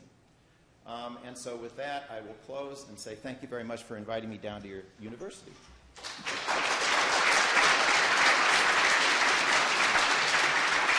That, by the way, if I could end real quickly on the beer theme that Dan started. So on your left is my grandmother at 99. On your right is my grandmother at 105 this last Labor Day, and she still likes her beer. That's a microbrewery in St. Louis. When she first tasted that, she said, "Oh, this is good." And she says that her secret to long life is a 6-pack of beer a week, 1 a day, none on Sunday.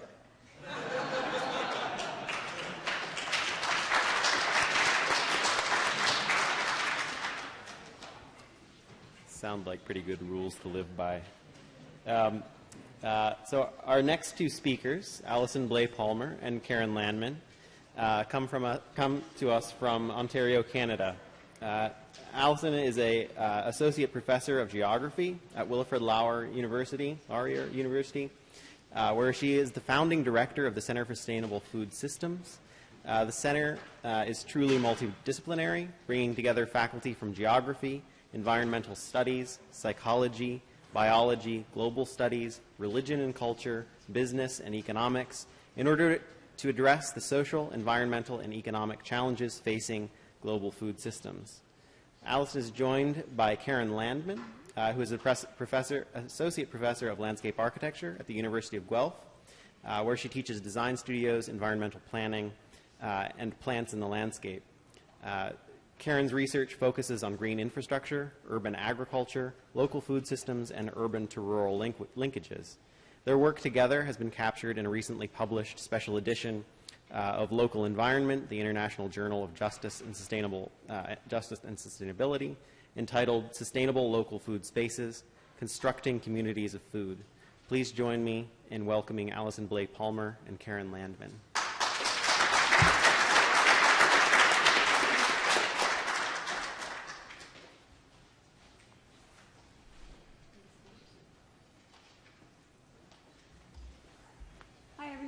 Thanks for being here, and thank you very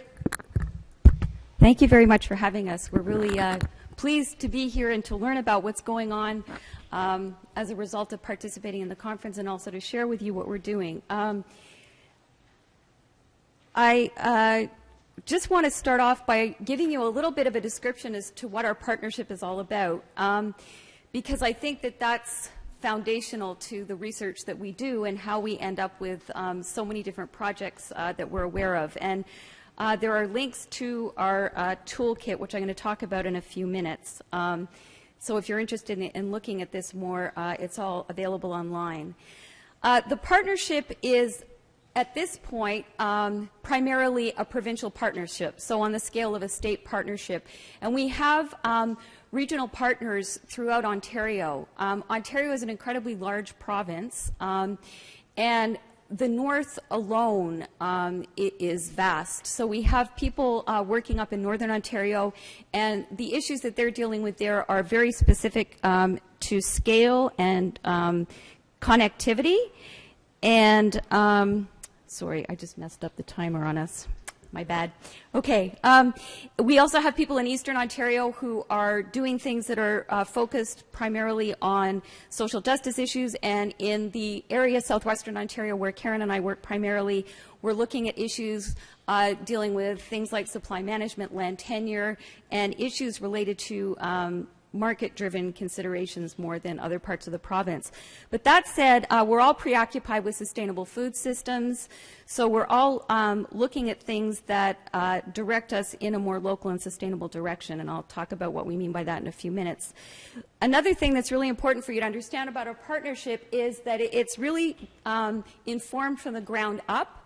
So the way that we formulate our research questions is we talk to people in our communities. We have advisory committees throughout the province that inform the research that we do. And as we're doing the research and selecting people we're going to talk to, and as we're finding out what the research is telling us, we're constantly in communications with our community partners. So this is a very grassroots organization or partnership, and it's also means that the knowledge is co-created, and it's also disseminated very quickly because we're constantly telling people what we're up to. The partnership is also very broadly funded, so we have funding from the federal government, from the Provincial Ministry of Agriculture, and also from local economic development and health organizations. And the one thing that I'd like to emphasize as well in this talk is the relevance of place. So one of the things that we've learned in doing our work so far is that there are case studies that we've identified for particularly innovative projects, but we can't prescribe to individual communities what's going to work for them in developing sustainable food systems. So we can give them suggestions as to about what would work, but we can't tell them what their steps would be in developing sustainable food systems as they move their work forward. So this is my ugly diagram. I won't lay this at Karen's feet at all. She has a much better sense of design than I do as a landscape architect. But the reason that I wanted to share this, so I was glad, Matt, that you had an ugly diagram too, although mine is much uglier than yours, is because one of the reasons that we're here is Jill Clark very kindly invited us to be here. And Jill is part of the International Advisory Committee, which is just being formulated and is the triangle off on the right-hand side, sort of a third of the way down from the top of the page. And as you can see, we have lots of different dimensions to our partnership. We've got international, national, and regional, and we try to draw from a broad range of community partners, businesses, government officials, and also academics. So I hope that captures the essence of what we're up to. At the regional level, just to give you a sense as to who our partners are, and I'm going to talk about some of these groups in a minute, but we have people like FoodShare who are doing groundbreaking work in food security work in Toronto.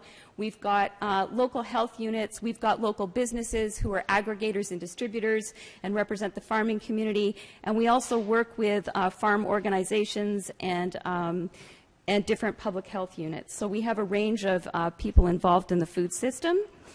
So what I'd like to do now is just share with you some assumptions that we make in doing our research.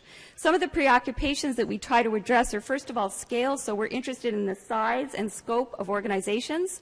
We're also very interested in rural and urban linkages. So how do we connect the rural and the urban together, because we're very much conscious of the fact that while cities may want to produce food for themselves and can do that to a certain extent, we really need to be thinking perhaps about city regions when we're thinking about sustainable food systems. There's also an important consideration of why people are doing things and how they're doing it. So are they focused more from a sustainability perspective on social justice orientations, and are they a not-for-profit, for example? When we think about space in our partnership, we're looking at physical, cultural, and virtual spaces, just for example. So it's not just the physical. We're trying to look at space being very broadly defined. And we're interested in not just in how space is being transformed, but also in how all of these things are transformational and the iteration that takes place between the different initiatives that are taking place in the communities. And with that in mind, one of the things that we're thinking about, as many other people are, is whether or not these food systems can really be, or these food initiatives can in fact be transformational or not. So is there the opportunity for scaling up in a way that would allow for wholesale change to take place in the system?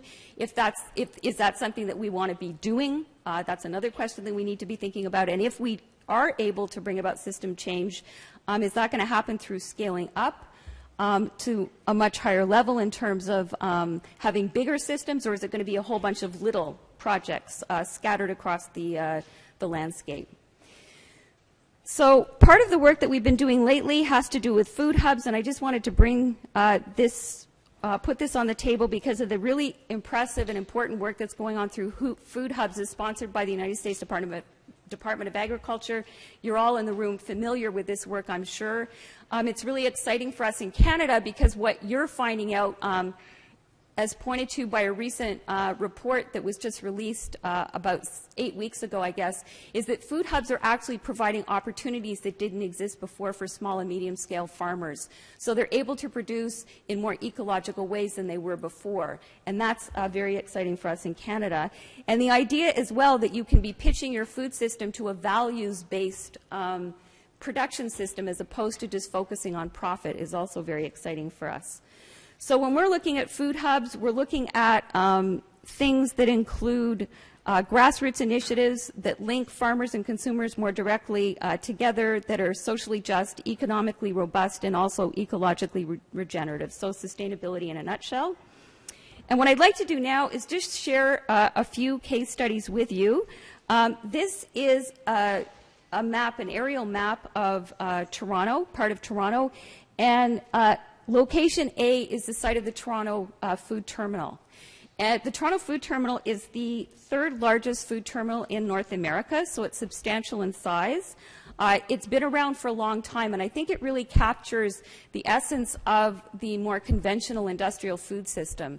So it's been around since 1954. There's over 5,000 buyers that are able to purchase things at the Toronto Food Terminal, and as they process about 5.4 million pounds of food a day, go through its doors, and as the person who manages the food terminal likes to say, it's a stock exchange for produce. What's interesting about it is the density in terms of urban space, and you can see it's very congested. It's located near food processing facilities in Toronto. It's also located near the airport, but as you can see in the previous picture, it's located next to major transportation routes, which is important. This is a photo I took a few weeks ago when I was there, and it's actually the divide between two parts of the food terminal. The food terminal is now broken up into the food that comes from everywhere and the food that comes from Ontario. So the food that comes from everywhere can also be from Ontario, but there's a special section now for food that just comes from Ontario. And what that's doing is helping small and medium-sized farmers to capture other market opportunities. So these are locally grown carrots. They're heirloom variety that would be sold perhaps into a high-end restaurant. And these are sweet potatoes, which interestingly are displacing sweet potatoes from Louisiana. We're developing our own varieties that can be grown in Ontario and are being sold into our local ethnic communities that demand sweet potatoes. The next project that I'd like to talk to you about comes to you from the region of Eastern Ontario and from our national capital, the Ottawa region. And the name of this project is Just Food. Just Food is a project that's pitched more at social justice than profit. And I'm trying to present you with a range of different projects because it's reflective of what is happening within the Ontario landscape. So Just Food is important because, as I said, they're interested in personal food security, but also community-based food security. And as part of their work, they try to build linkages between producers in the rural landscape with urban consumers. And they do this in a variety of ways. I'm sure everybody's seen food maps before, so that's not going to be new to you. But they also have an urban farm that they just launched this past year. And it's interesting because this is actually within the Ottawa area. It's on national capital land. So they've negotiated a long-term lease with the federal government or the National Capital Foundation. And as you can see, it's proximate to residential area. You can see an apartment building in the background. And it's also on an ecologically, or near an ecologically sensitive area. And what they're really excited about is the opportunity to, as people were saying before, build linkages between the people who are in the city and educate them about what's happening in terms of food production. So that's really exciting for them to be doing that. Food share, which I don't know how many people here would know the food share example. Okay. Food share is considered to be one of the, I guess in Canada, it's the premier food security organization. It's been around since the mid-1980s, so it's got a lot of gravitas in Toronto especially, but also across Canada. It's the largest community food security organization. They sell themselves. They have a good food box program, and they also deliver food into school nutrition programs and other social agencies. They're selling over $2 million of produce themselves a year, and they've been gradually ramping up to include increasing amounts of local food. They have direct relationships with some farmers, so 35% of their produce is now local. And one of the things that they're really seeing as an opportunity is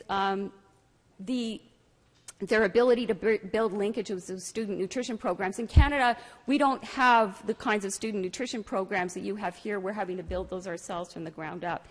And I think one of the other interesting things that they're involved in is they are in the mode of supplying affordable fresh produce every 2 weeks into a fly-in community, First Nations community, Fort Albany in northern Canada. And their most recent project, this is a rooftop garden that they just launched in the last 2 weeks. This is on top of a high school. The rooftop was completely remodeled to accommodate this garden. It's being designed to be a teaching garden so students can learn how to grow food. And it's also, they're selling the food to local restaurants and into farmers markets during the summer. So with that, I'm going to hand things over to Karen, and she's going to describe some of her work.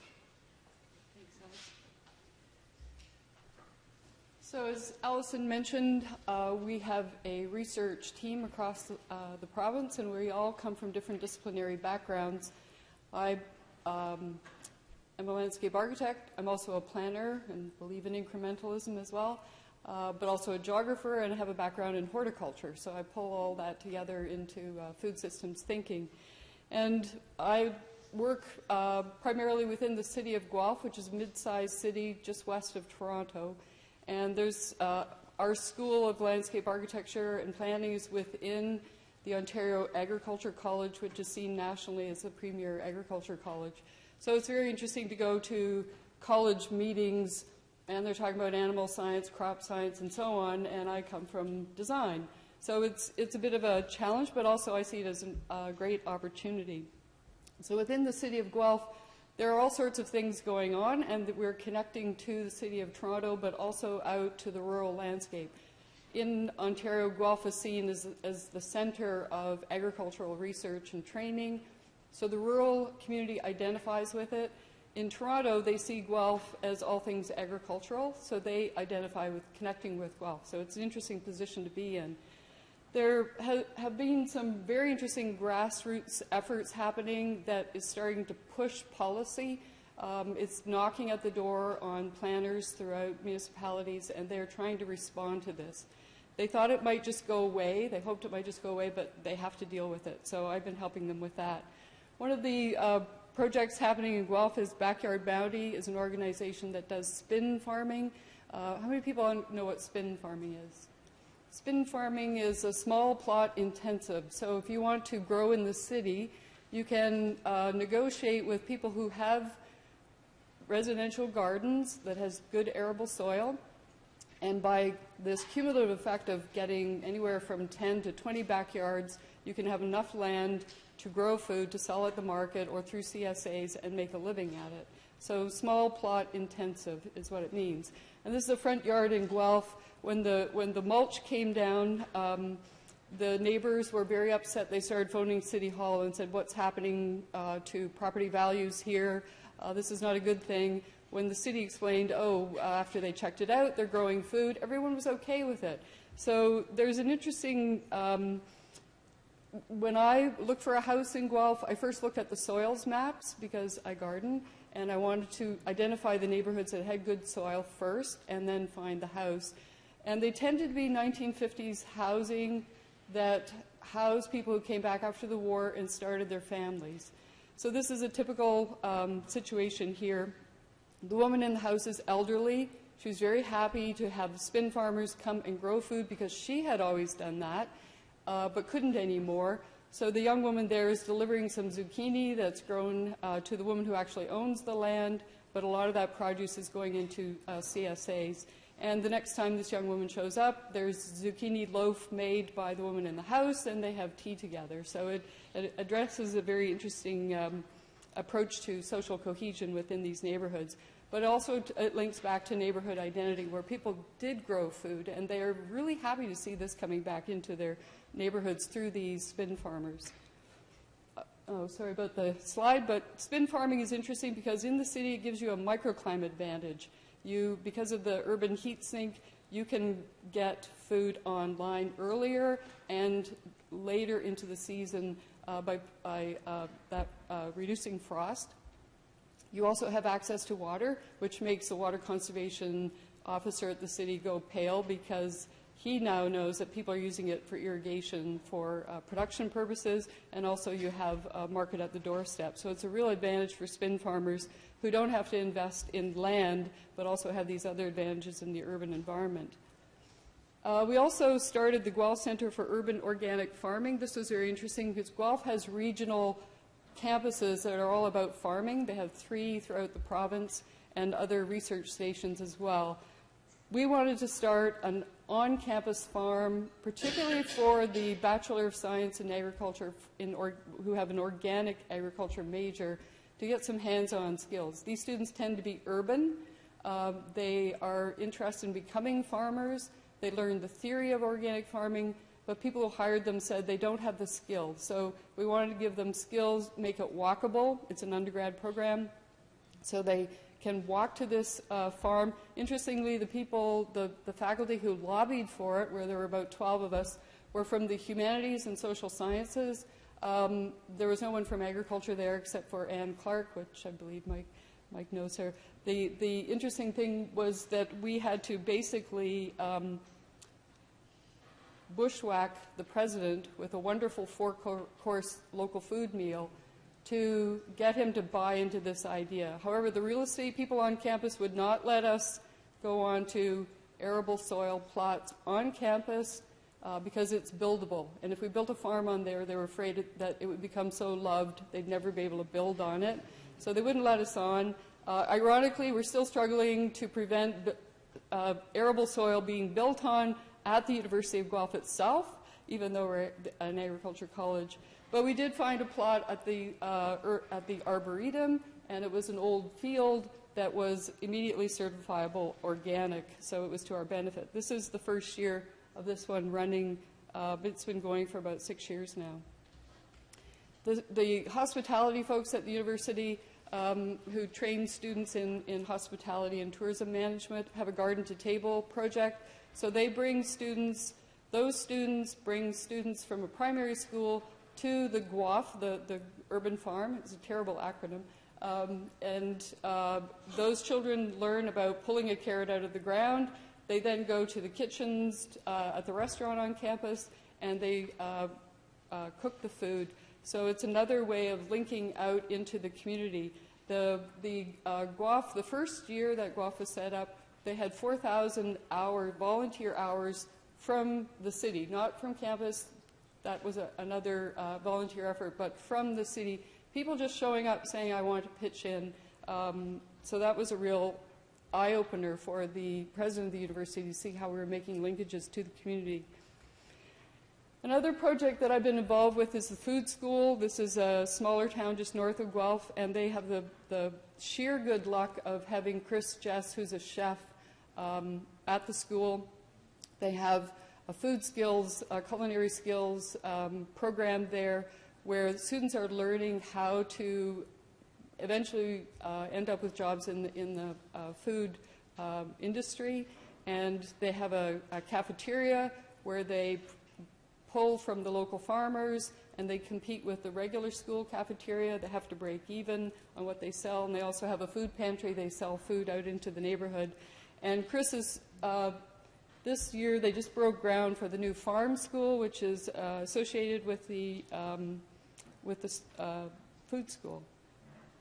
And so I've brought my landscape architecture students in to do a community charrette with the high school students who are going to be involved with this. So we had 2 of my students, these are grad students, working with 2 high school students, 15-year-olds mostly, at each table. They were both terrified of each other.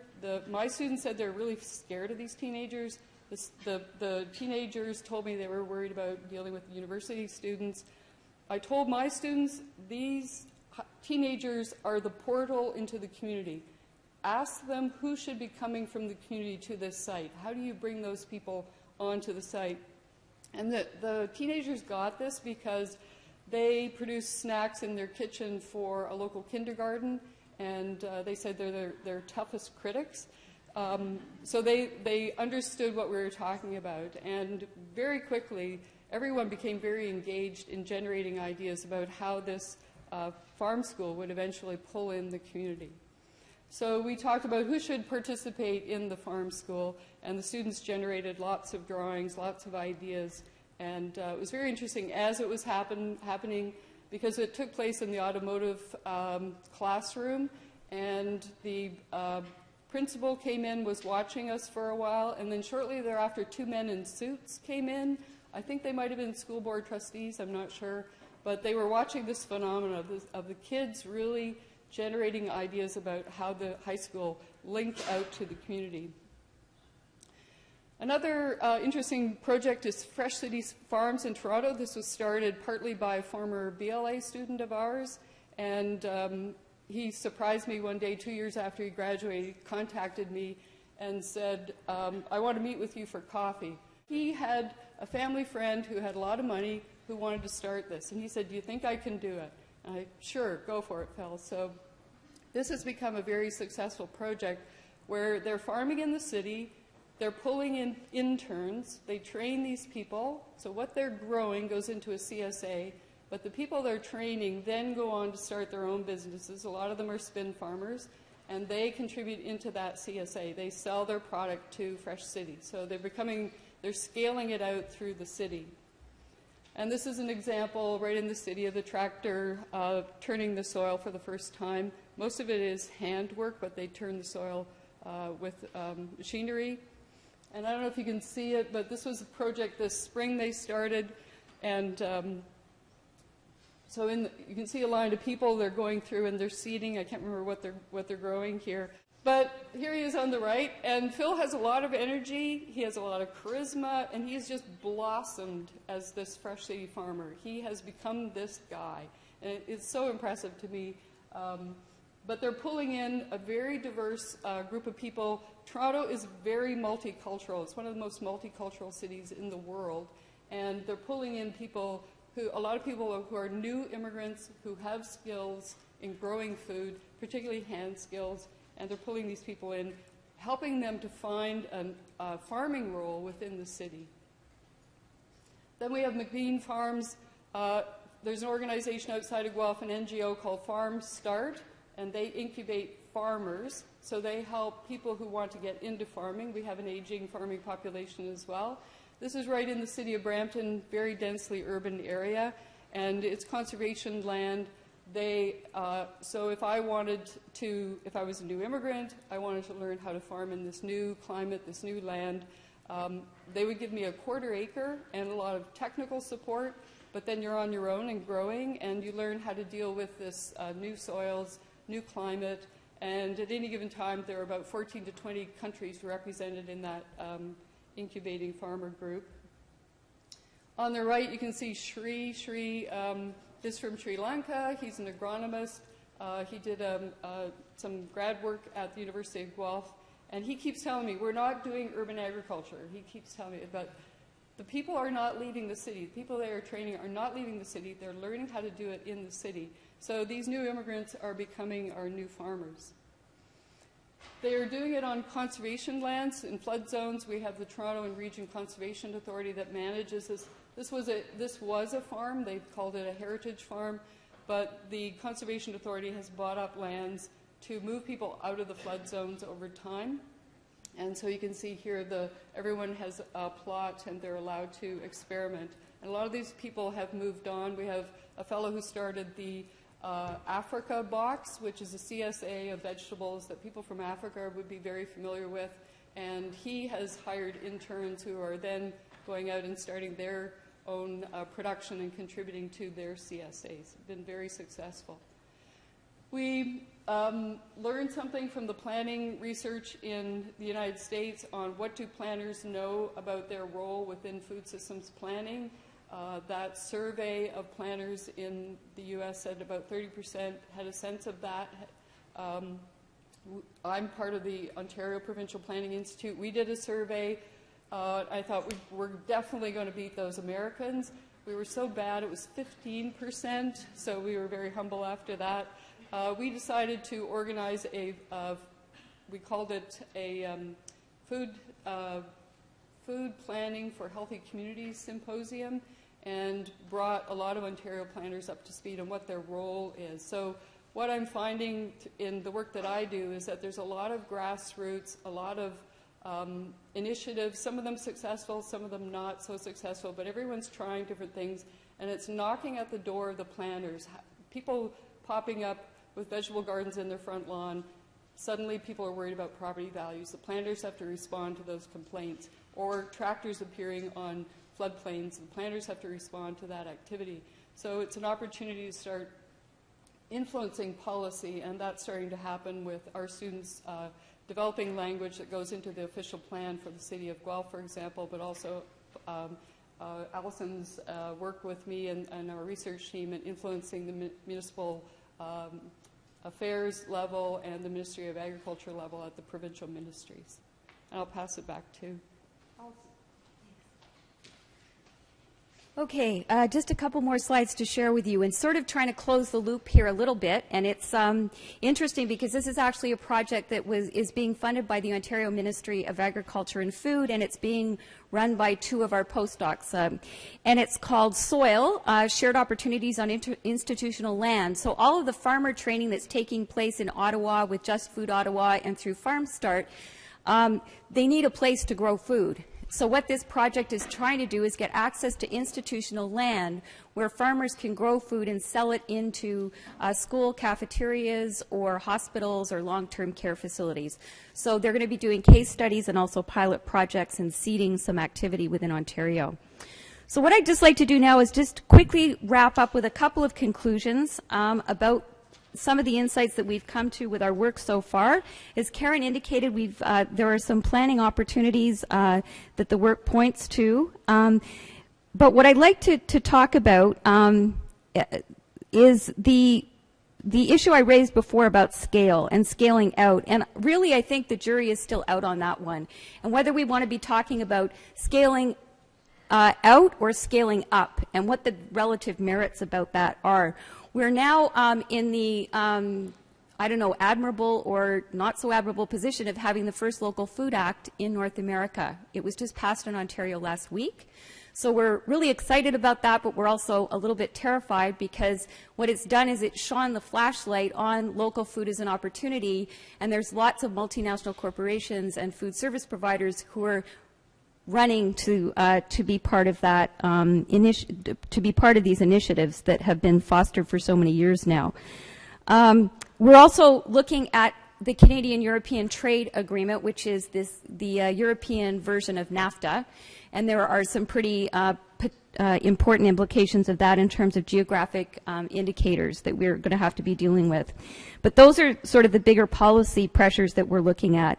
From our work, particularly, though, I think that we've demonstrated there is evidence of replication, so there are more projects out there. They're somewhat different from each other, but there's lots of stuff going on, so that's a good thing. In terms of scaling up, we really aren't seeing it, and in the couple of cases where we have seen it, things have fallen apart. So while there's some promising projects out there, we're really not seeing the scaling up yet. I mean, it's still early days potentially, but we're not seeing that scaling up that we were hoping for. However, what we are seeing, and I like to think it's a little bit because of the partnership that we're involved in, is we're seeing some initiatives coming together and creating maybe not a scaled up in a physical sense, but is scaled up in terms of a knowledge sharing sense. And I think that there's increased social capital and there's increased resilience and increased sustainability as a result of that. The other thing that we've identified that you're clearly I have identified as well through the work that you're doing is the very important role of community and community building and education. And where there seems to be the most opportunity for sustainability is where there are the three pillars on the table as much as possible at the same time. So people are really dedicated to social justice issues in terms of farmer income and food access, and as well as making sure that migrant labor is treated in a fair and equitable way. And when we have those things in place, we also seem to have attention to ecological considerations, which is important. And as a sidebar, sort of from a social economy point of view, we also have economic vitality. So those are the findings that we have so far. Thank you very much for inviting us in to share with you, and we're very glad to have been here. Thanks.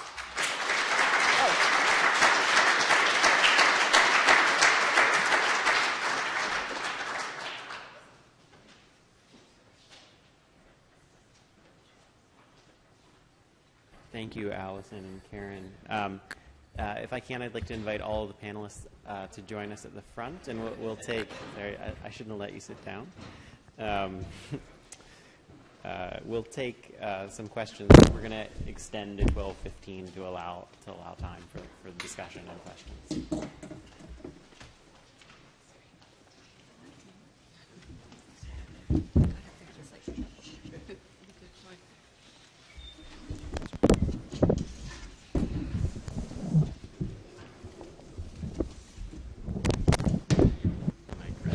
So with 15 minutes, I have questions, but I would like to open it up to the audience to ask questions first and to give you that opportunity.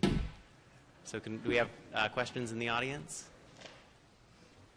One question on the Detroit example that was given, and talking about soil contamination. What has the experience been in Detroit in terms of the extent of testing that's been done and what you found as far as what's present in terms of soil contamination?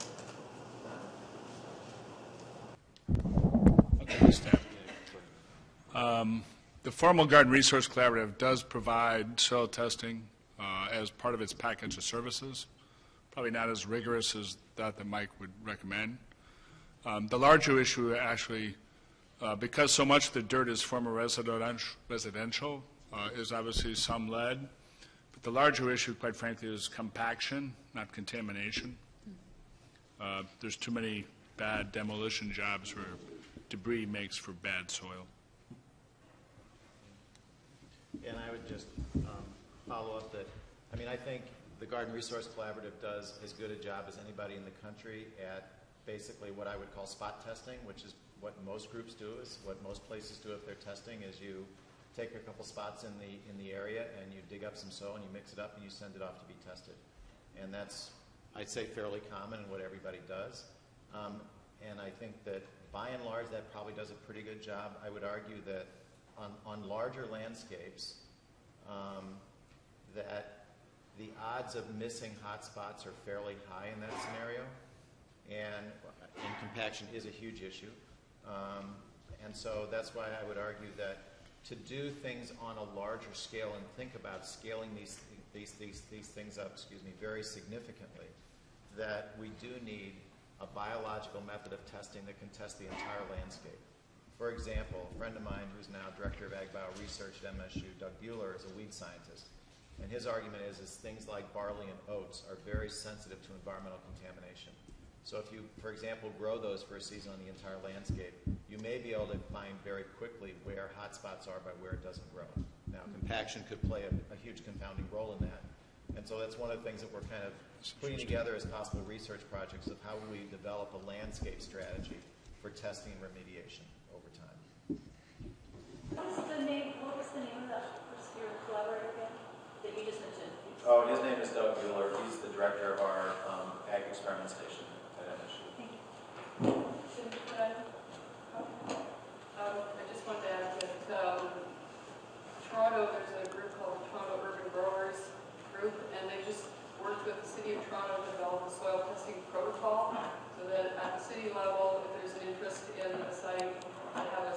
first attempt at a way of thinking about how to test the soil, but also the planners are aware that they can look back on the aerial photos and also the history of land ownership for those lots and get a pretty good idea of what might be there, so that they might get more detailed testing in that sort of thing. I might point out the Detroit Market Garden project that I pointed out was intentionally selected for two reasons. One, it's high visibility within the market district, but two, it was a contaminated site. The nonprofit wanted to go through the protocols to clean it up for agricultural purposes, so that precedent could be established. One of the interesting things here is the possibility with the county land bank that we're working with on our urban project of using some of their dollars that they would put back into putting a house back on that property to doing some of this remediation work and paying for it. So it's a different way of looking at putting the land back into use. So it's just, we're going to experiment and see if we can do that.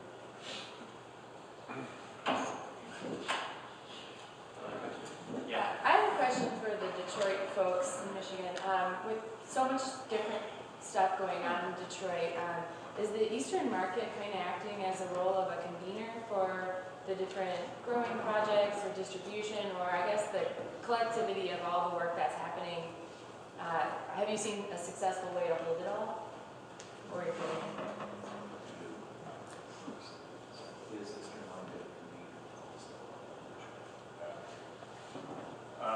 So I am. We view our food hub role as primarily about convening different pieces of the food network together. So everything from, and I only scratch the surface of some of the stuff we get into, but we're one of the community organizations through the Detroit Food Policy Council. There's a Kellogg-funded initiative called Detroit Food and Fitness Collaborative. All of these are different organizing tools for the movement. Again, we tend to focus on food access and food processing is the home spot, but we also work with a lot of partners. We have two excellent food rescue and food bank operations. So I would say that one of the great lessons learned, and it's not just us, there's a core group of probably 12 organizations that, for Detroit, the real transformation has been organizations working together around trying to build a stronger regional food system, which is kind of unprecedented behavior in Detroit, I would say. That using food as a way to connect organizations and different stakeholders has been one of our greatest achievements so far. We all eat. Other questions from the audience? I think Dr. Bailey mentioned a little bit about alternative opportunities for exchange or like sort of nonprofit models or I'm curious if you see any, it sounds like maybe spin is along this line, but alternative ways of exchange involving food rather than just like a for-profit model that might open it up to people that are struggling economically in the present and haven't benefited from job creation yet. Or anybody else. Yeah, well, lots of different examples come to mind, but I'll just mention a couple.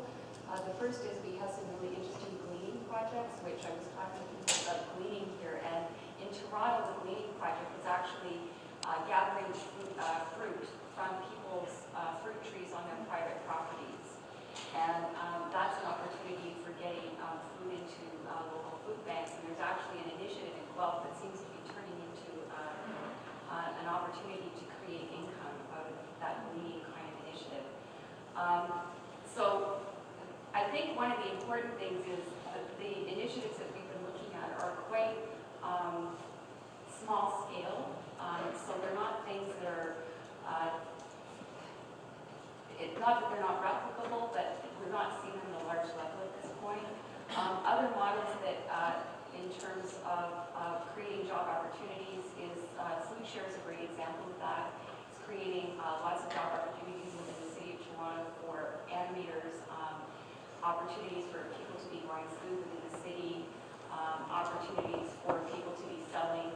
They've got mobile food markets, so those are all employment opportunities that have been generated through Food Share. And Just Food Ottawa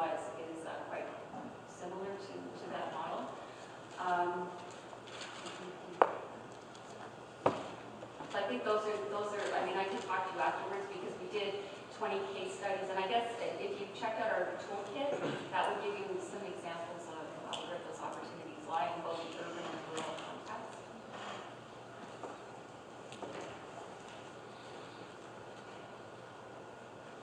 So there's a lot of talk about the growing of the fresh produce, and I understand that. But as you move into larger scale, I think you're missing some points, and those are the food processing area. There's reasons why food is processed, as we all know. I mean, it doesn't just have Cheetos on there. There's a lot more food processing that goes on for preservation purposes, for food safety purposes, for a whole lot, for actually retaining a lot of nutrients in the foods. So when you get local communities to be making their own foods and doing that, there's significant issues that can arise from that when there's an untrained source of people making foods that are then going on to the market.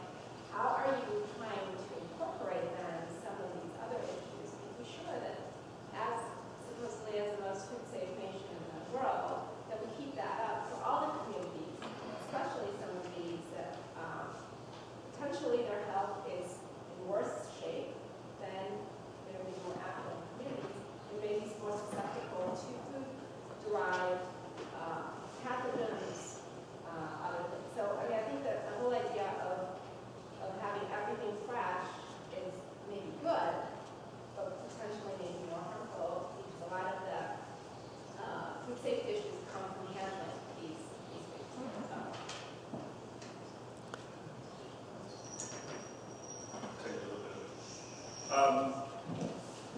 We think that we hope the future is more fresh in terms of that, like Mike pointed out.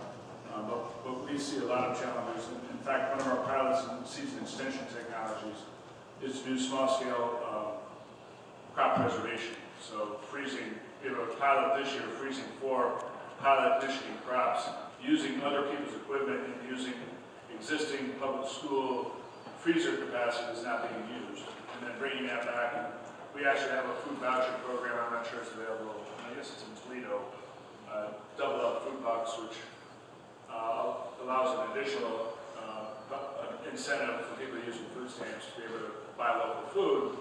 The season ends right about now, so because it's tied to local food. So a small-scale batch freezing is one possible solution to that. Our work in food access, and I think, I can't remember which of our co-presenters, food access implies it's a supply problem.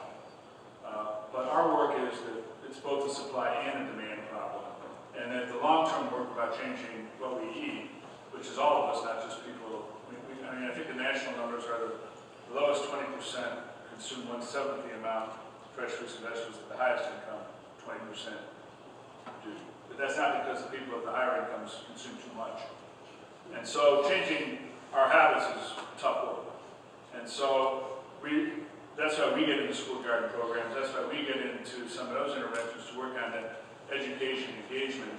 And my argument would be public markets are perfectly, changing diet isn't a lecture.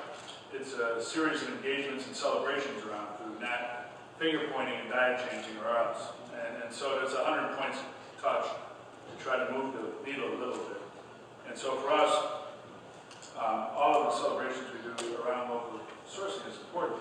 But on the processing side, when we're operating a pop-up farm stand or a neighborhood market, and that product doesn't sell on the third day, we need to figure out to sustain our programs how not to just donate it to the local food store, which is fine, it saves the food, but it makes our programs less sustainable.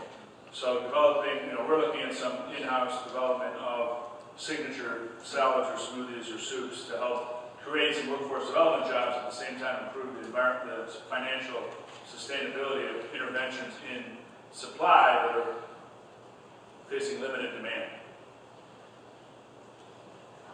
And I think that, if I can just jump in, I know that the expectations might be different somewhat, but we're all concerned with safe food in the end. And I think that incubator kitchens, which was mentioned as one of the phases, I think, at the Eastern Market, that offers opportunities to people who have good ideas about food processing to scale things up in a very safe way. And I think that that's increasingly part of this new alternative alternative food system is having incubator kitchens where people can develop things based on the asset requirements. So in Ontario, or Western Ontario, Southwestern Ontario, we just had a freezing facility that does IQF, and it's all HACCP approved. So just because it's small and community scale doesn't mean it's not safe. And in fact, in Canada, we tend to have a lot of food safety issues with our really large conventional food processors. We had a listeriosis crisis a few years ago that killed 16 senior citizens through maple leaf meats. So I mean, it's something everybody needs to attend to, and it's not, it's something that is being considered. So one other point on that, because in your question, I heard two things. One was about processing foods for improving shelf life and maintaining nutrient quality. And I heard safety of fresh product. Those were the two things I heard. So I think the one on processing pretty much been answered. I mean, in Michigan specifically, there is a thing on the state books called the cottage food law, which allows people in their kitchens to process certain product categories, not everything, but certain relatively low risk by definition of the law product categories. When they get above, to get started, when they get above a certain dollar amount, I think it's been raised to $30,000 a year of sales, then they have to go into a certified kitchen of some kind and do things. And there's actually a number of successes on that front across the state. But in response to that bill, Michigan Cooperative Extension developed a food safety training program for people who wanted to use the cottage food law to start a business. So I think that's the kind of response, and then you've got the kitchen and everything. The other one about fresh product, I've got there's a couple of ways that I could answer that and think about it. One is that I think there's an implicit assumption that the fresh product that we're getting now is by definition safer than that, and I'm not sure that's necessarily true. And the other piece of it is that, and that may be a weakness right now in a lot of this is at least in Michigan, I don't think that Cooperative Extension, for example, which is kind of the prime deliverer of that kind of stuff in our state, has developed a food safety training program for handling a fresh product. I'm not sure they got that. Maybe they got, okay, so maybe there is. So there's that kind of training programs, and so I think the challenge then is just to make sure that people know that they have access to that and make use of it. So there are things, I think that has been thought about, and it is out there. I just want to point out one other aspect about ramping up processing, not on the access side, but on the job creation side. And that is, we've had a lot of success. 180-ish food businesses have kind of ramped up by selling at the market. We have a serious problem where someone gets at the high end of the batch process method. They're making 400, let us say, pierogies per week. And all of a sudden, a buyer from a national or regional grocer comes in and wants to buy 4,000. What then? So there's two choices. You can build your own facility. That takes 2 or 3 years. The grocers moved on since then. Or you can go to a co-packer route. And there you have to have a relationship with someone that you trust. And you got to re-engineer the product, your shelf life. You got to understand third-party liability. All your licensing and food safety standards go up 2-3 notches. And that's where we've lost people. Where they went to someone they didn't trust. They went to 4,000. The product quality and safety wasn't there. So we're developing 2 different modules to one and sort of an advanced accelerator that would be the next piece after the shared use community kitchen. But we're already working with an existing food larger scale company that has informally helped people to develop a formal co-packaging package that we can keep that pipeline going at the north end, not just getting people into it. Now, if I can add that in terms of safety, my niece has a vegetable CSA, so she's in Ontario constantly monitoring. She tells me they take her best vegetables home with them to test them for safety, but also she has an on-farm kitchen, and we found in our research the public health units, the local health units are very supportive of this local food effort because they're optimistic about the nutritional advantages for people in getting more vegetables into their diet. But also in the Greater Toronto area, as I said, it's very multicultural. There are a lot of people coming into Ontario from Southeast Asia, from the Caribbean, from Africa, and they have a very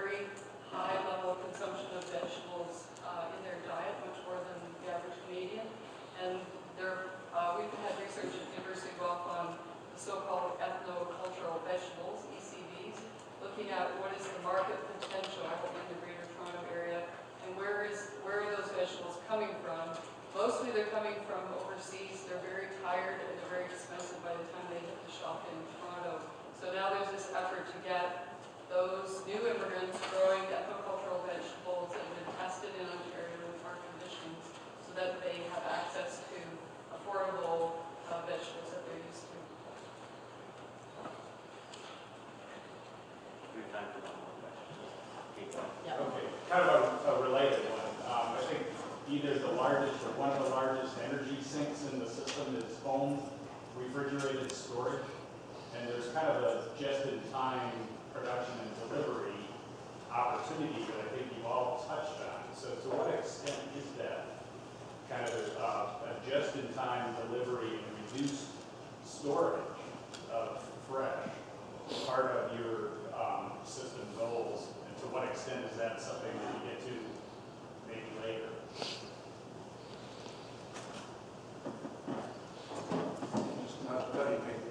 From our standpoint, it's the whole reason to move our whole food industry just-in-time delivery, that people come every week. It's that we teach how long to store products, how to store products. We also got to remember, there's only 2 of us left in the household, and I have 2 refrigerators and chest freezers. And so energy output's huge. Most people don't have that, and they may have a freezer that has only a little bit of space in it and a refrigerator. And so to us, it really is getting people to turn to foods. I mean, look how much food we waste, in the United States. I tell you, when you get anything about code dates, go open up your refrigerator door and look for salad dressing. Because most of them got pretty old code dates on it, there's probably nothing wrong with that food. So it's teaching people how to use it quicker, is a real big part of us, and letting them come more often, more frequently, the same way we buy produce. It's something we're just trying to get our agencies in the department of us engaged in terms of really turning the project. I think we make a strong argument that increasing food buying frequency is probably more, would do more to reduce the carbon footprint than anything we can do. I mean, people, and that gets back to planning and city building to create cities where you can access smaller quantities of food more frequently. I mean, what about you? You go to European cities, you eat like a pig, you walk around all day, you end up coming home having lost weight. Well, the model there is not to go to the market once every 2 weeks and come back with a van full of food. It's to go to the corner store every other day or every day. Not what you eat every day. That doesn't answer. I mean, your question is more about the food chain, but I think it really starts. You got to begin to re-engineer it back from the consumer. I mean, the scariest thing I've ever seen is going to a major regional grocer the night before the storm of the century is supposed to come through the next day, and there's nothing left on the shelves. So just in time, to me, is stripped away all of the redundancy in the system, and there is no root cellar anymore to rely on for all of us. So to me, just in time, getting away from just in time is probably more important than further embracing them. I've had some conversations with producers who are partnering with each other where they need a facility, say a canning facility, only for a short time, and they're not about to build it for themselves, so they're finding partners who can make use of that canning facility at a different time of the year. So they're figuring that out regionally. It's challenging, but now with the Local Food Act and Local Food Fund in Ontario, they're looking for ways to increase consumption of local food through that fund. So there are opportunities for producers who perhaps develop a cooperative model on different sorts of facilities that they want to eat. So Dan reminded us that we all eat.